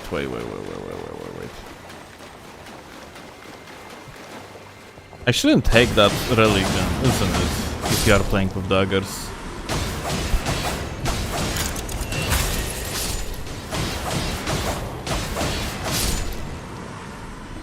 Well, no matter.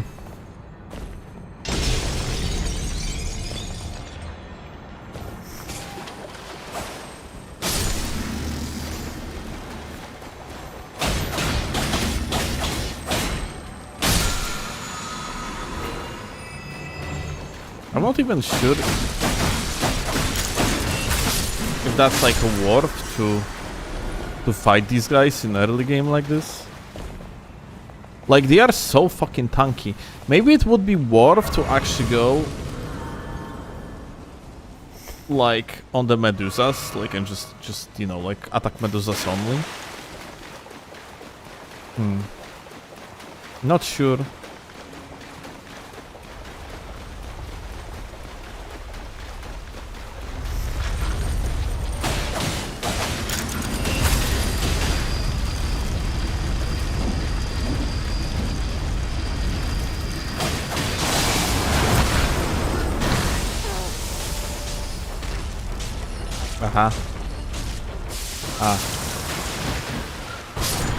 Okay, this early game fucking sucks, dude. Like, I actually got into the animation of the double swipe, which caused me so, like, I couldn't fucking dodge. Fuck you. Fuck you, game.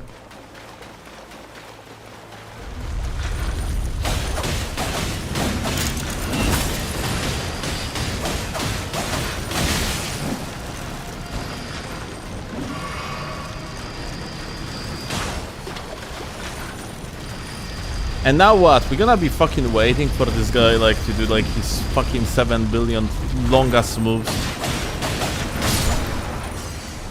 Yeah, that's fucking us.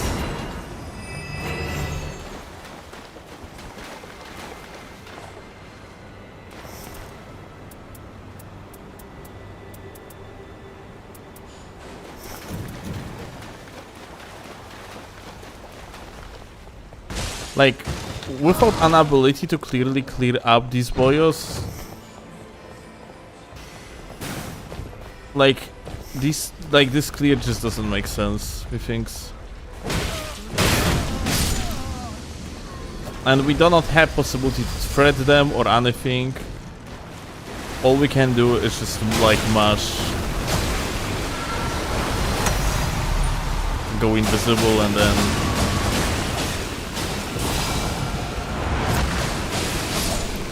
hope to bleed them out eventually.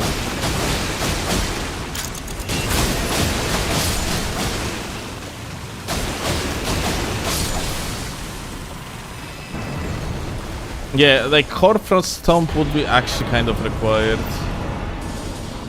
to make this early game bearable, I guess. Like Horfrost Stomp would be a game changer. I think I had Horfrost Stomp, but yeah. I went with an idea of improving dagger damage for late game. Well, thankfully we just like survived the beginning, and now like I can upgrade this shit as dagger. It's gonna be actually decent damage from now on.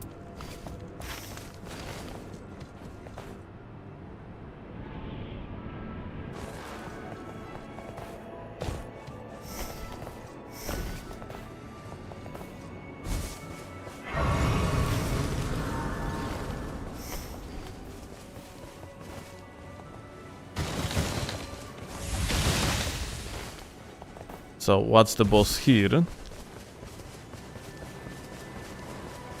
I don't see shit. Aha, Black Assassin. Well. Oh.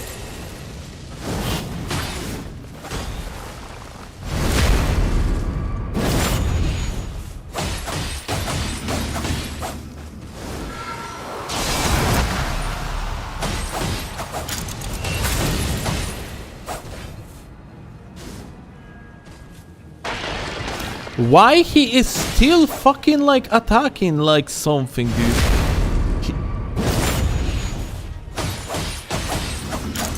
Thanks Ishizaki for giving this shitter like a...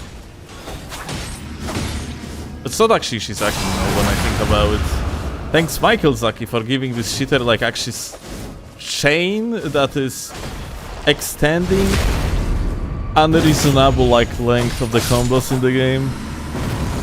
Alright, ripple. Okay, next time, I guess.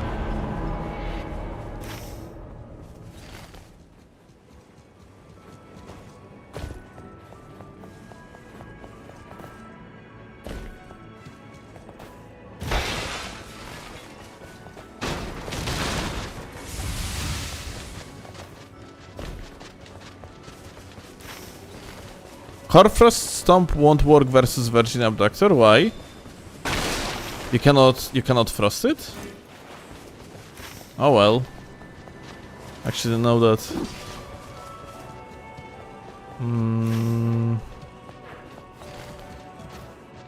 So we got two bosses here. Oh lol.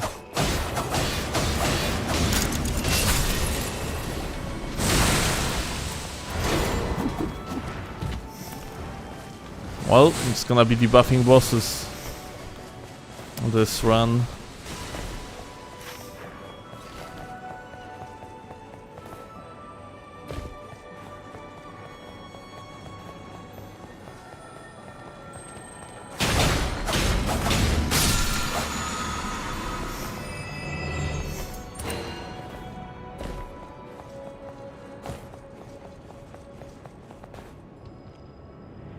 Revenant.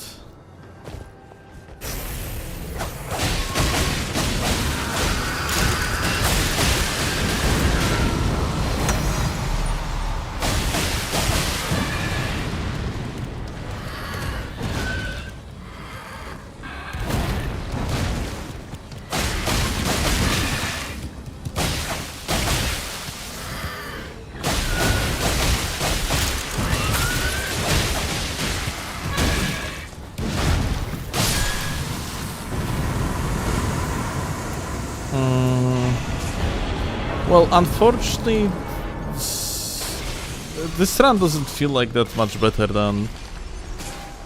Like, it's just like matter of dagger, yeah? Like the daggers...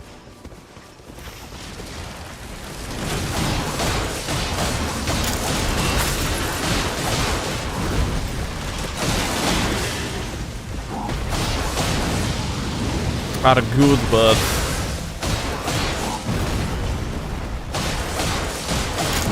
Well, Starfist would be just better, yeah? As simple as that.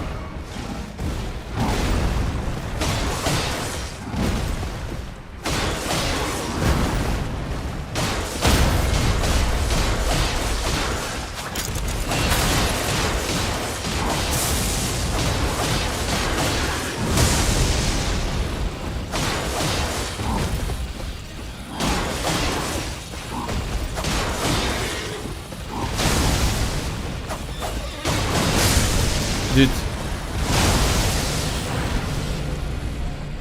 you have like a double swipe combo that puts you into locked animation for extended period of time on this character. Holy shit.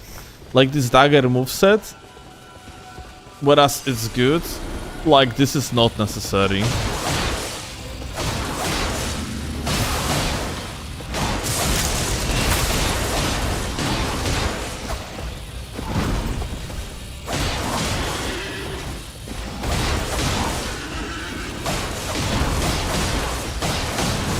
Oh, wow. Okay, fuck off.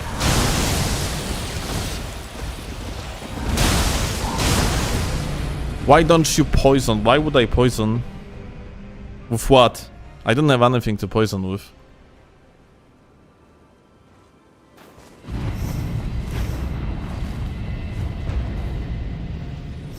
It's poison moth.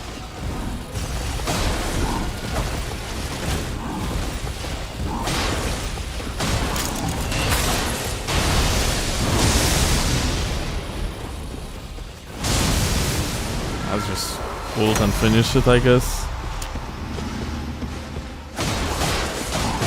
Kurwa, like...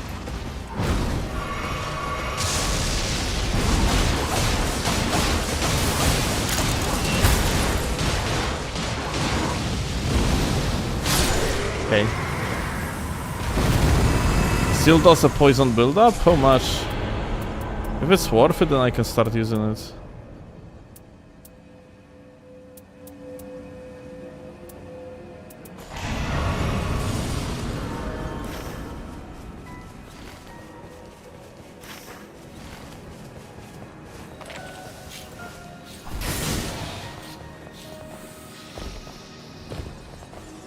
We can give it a try.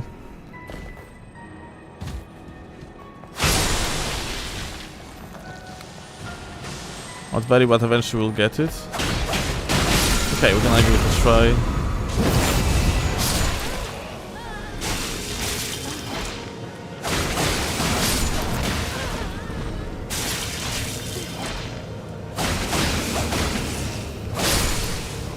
So many hugs.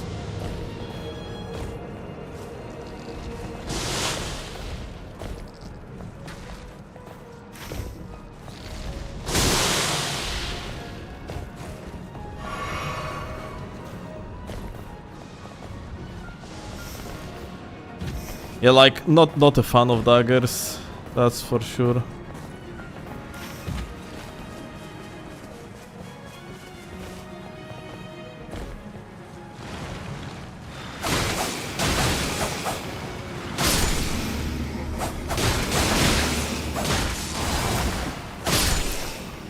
We have 97, like, yeah.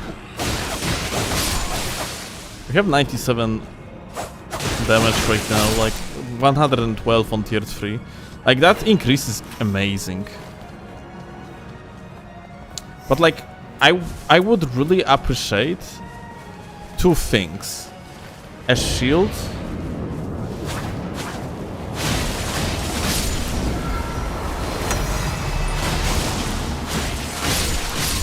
PS dagger? No, I don't think so. That's like you're losing on DPS and stacking ability. I would appreciate shield. I guess I have shield. For the block cancels.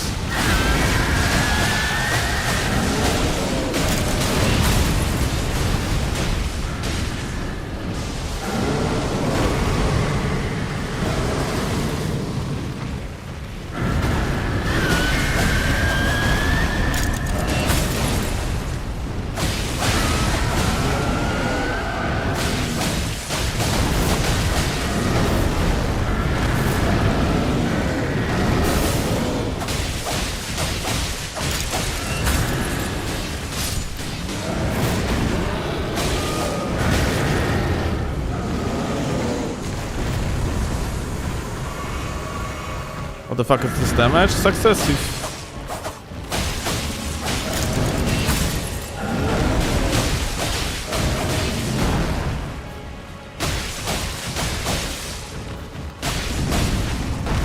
We have like more than 100 damage right now. Air, and that's like not even the highest ammo we can go for. The highest would be like around 120.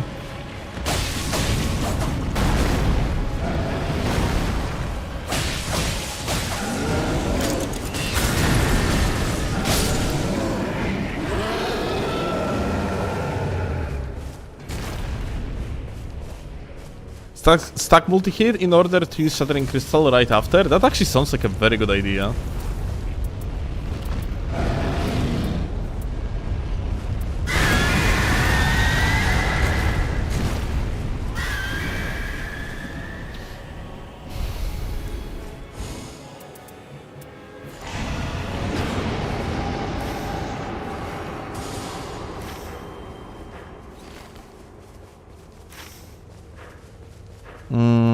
Right here there is a boss, so we can kill it. Oh my god, can we?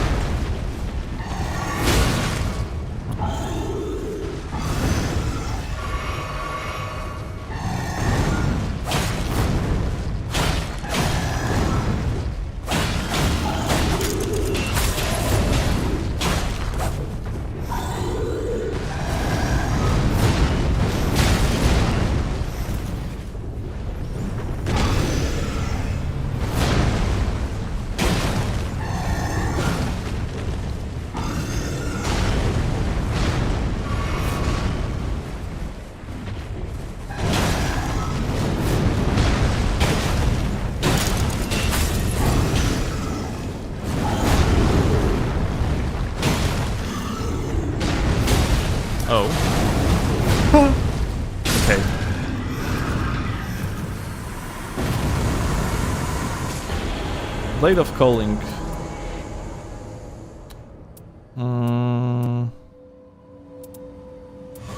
More like increased damage after crit. Like Blade of Calling is just not going to do it on this run.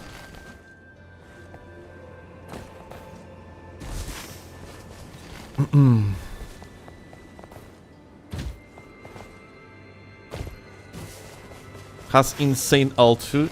Yes, it does, but we actually not running the ult build. Yeah.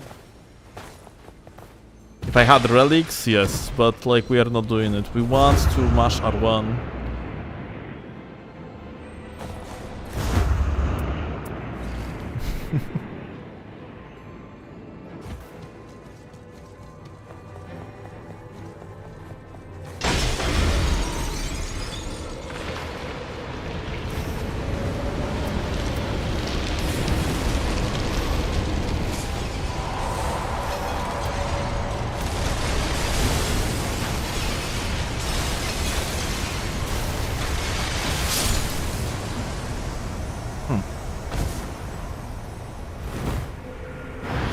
That's insane, not gonna lie. The best thing about this raid is that I actually get like almost... I'm pretty sure there is no person in the world that wouldn't be getting like freaking FPS drops on this run, on this raid.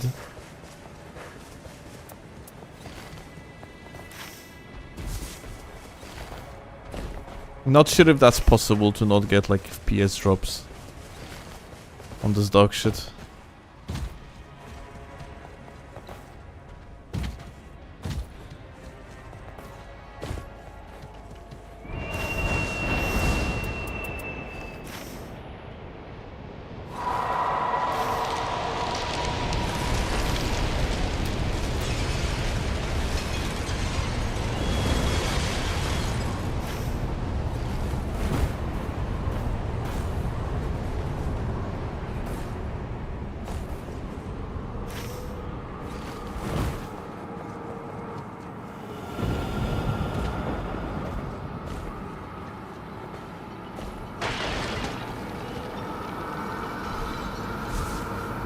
Everyone complains about like FPS drops in the Caligo raid. Well, not a surprise. Like they went really over the board with this dog, with this trash. Like the fog itself would be good enough, but like the rain is just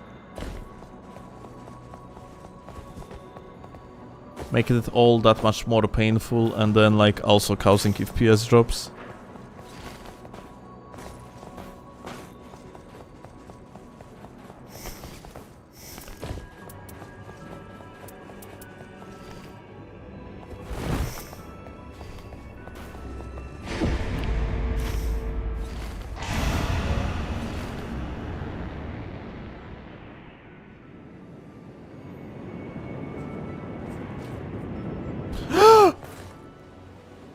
Oh well.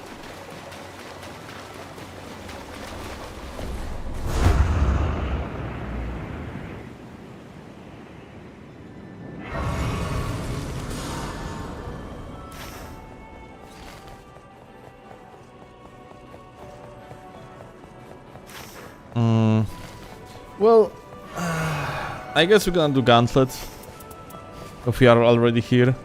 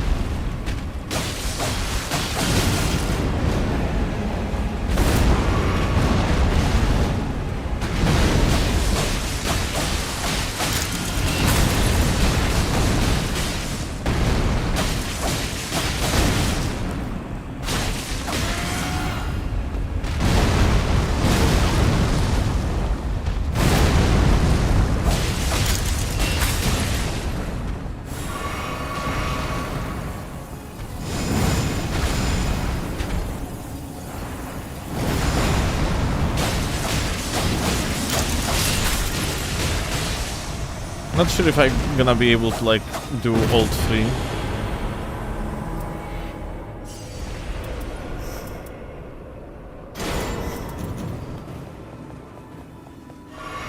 We have to do 3 floors to win the entire thing.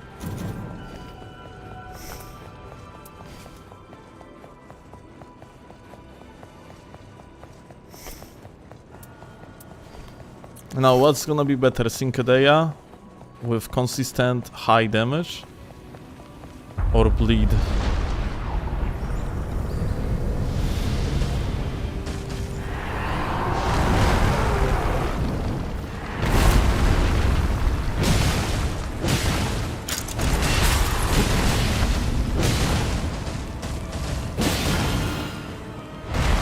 I think I want double debuff first.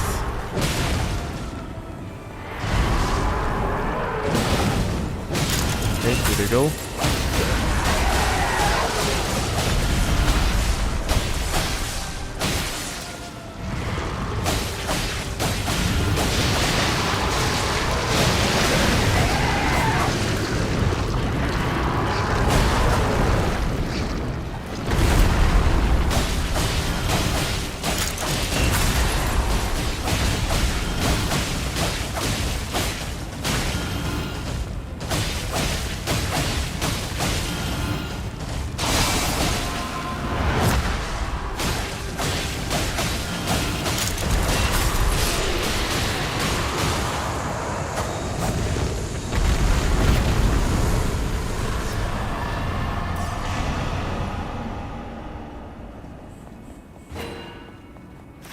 Okay.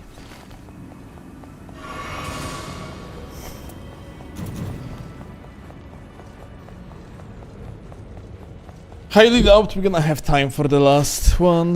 That kinda sucks. Maybe if I'm gonna force it, then sure, but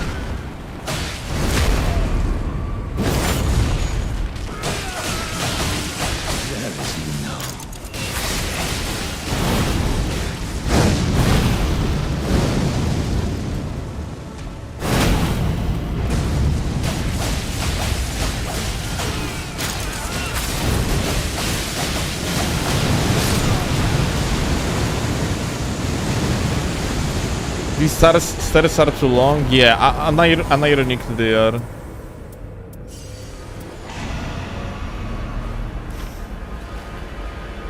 And now another stairs.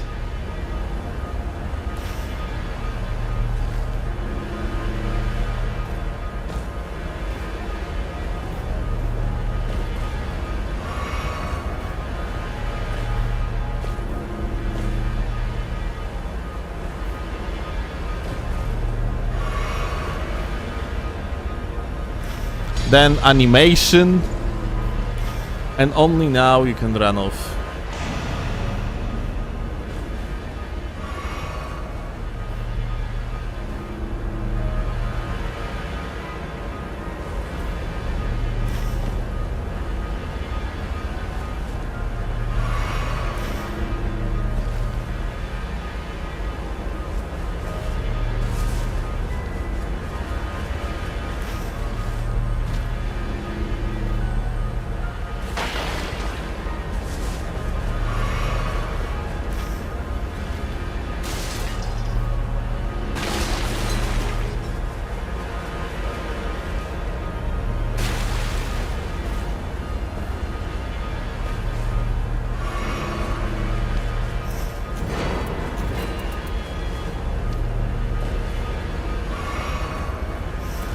Not even a singular defensive relic passive, that is.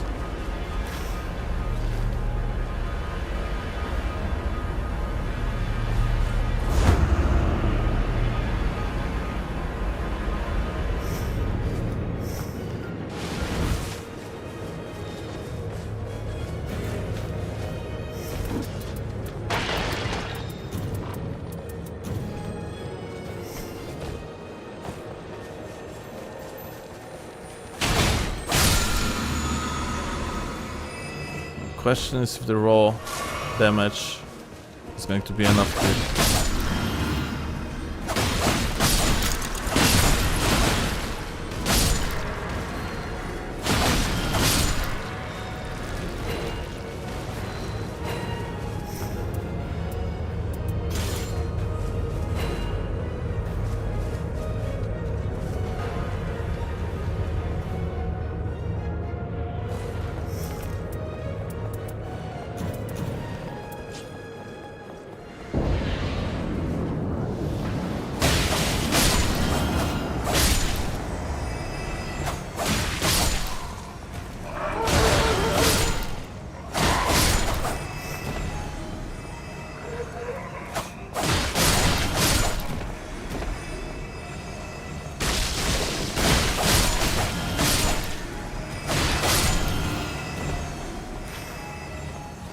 Like, the gauntlet is insane, but at the same time, kind of, in our case, it was a bad idea because of the passive.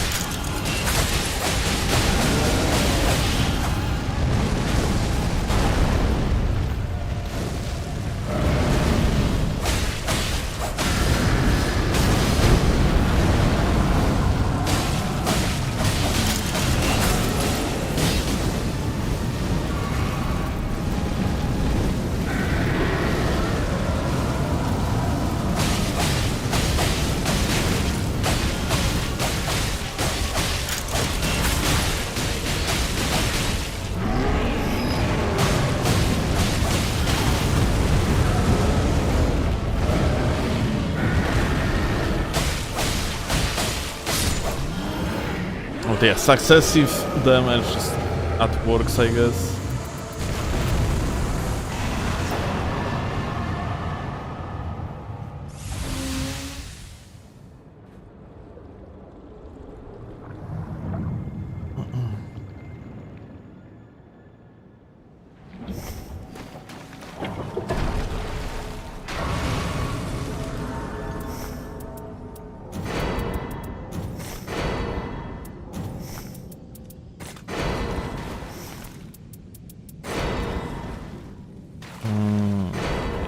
This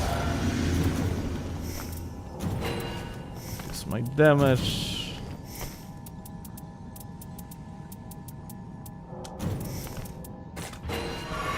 That one we don't need.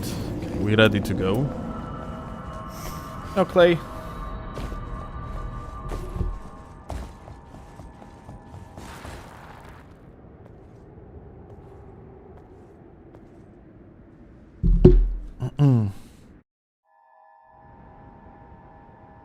You should add that relic ASAP on my build. What the fuck is that damage?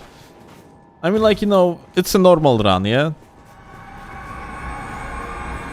But yeah, it's especially good on, for example, Undertaker with fists.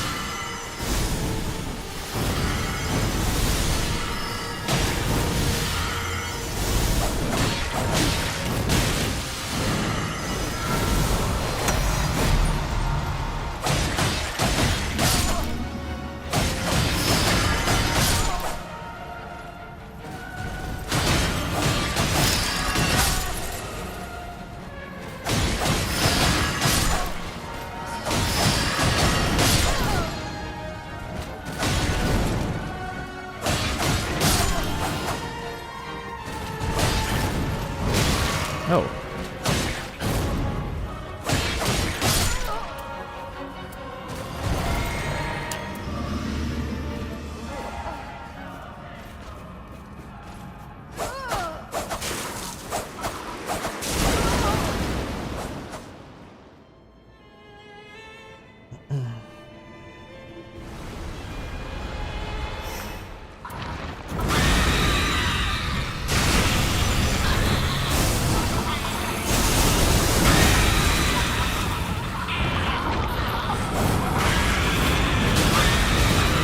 Lol.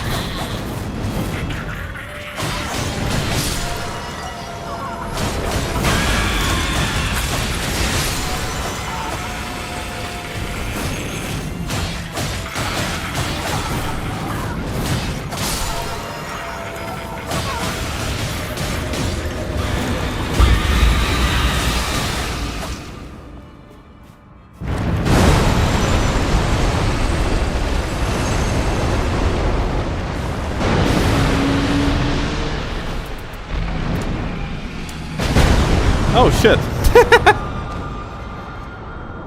Well, crazy.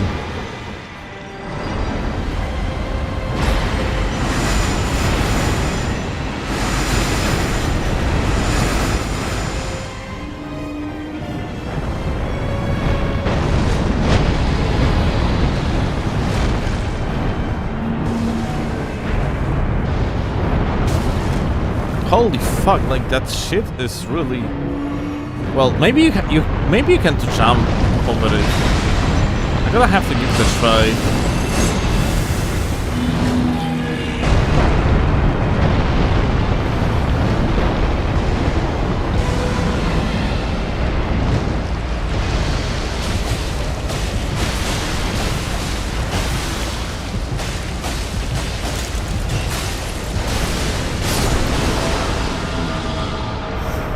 Without bleed, it might be actually not possible to get this guy in time. That's like I killed him, but at the same time, like died myself. Yeah.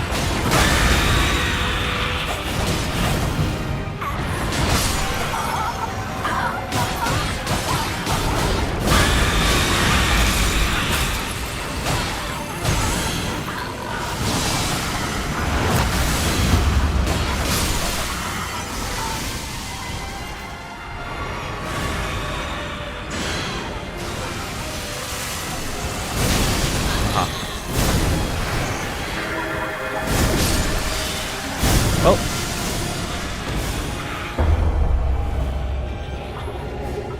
there was a fucking frame trap coming from the far away. Fantastic, dude. Oh well. Ciao.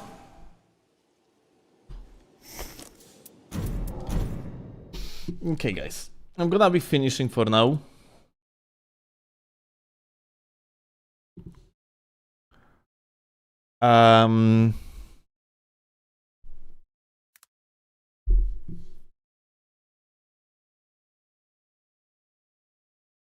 Oh, it seems like Lost is playing. I'm gonna send you to Lost, and yeah, I'm gonna actually quickly edit a video about these relics because that shit is fucking bonkers. So like today on YouTube channel, we are going to have Nightreign video and tomorrow regular video, like regular Elden Ring video. All right. So anyway, much love to you all. I will see you later. Have a good one. Bye. And eat. I say hello to Lost from me, by the way. Bye.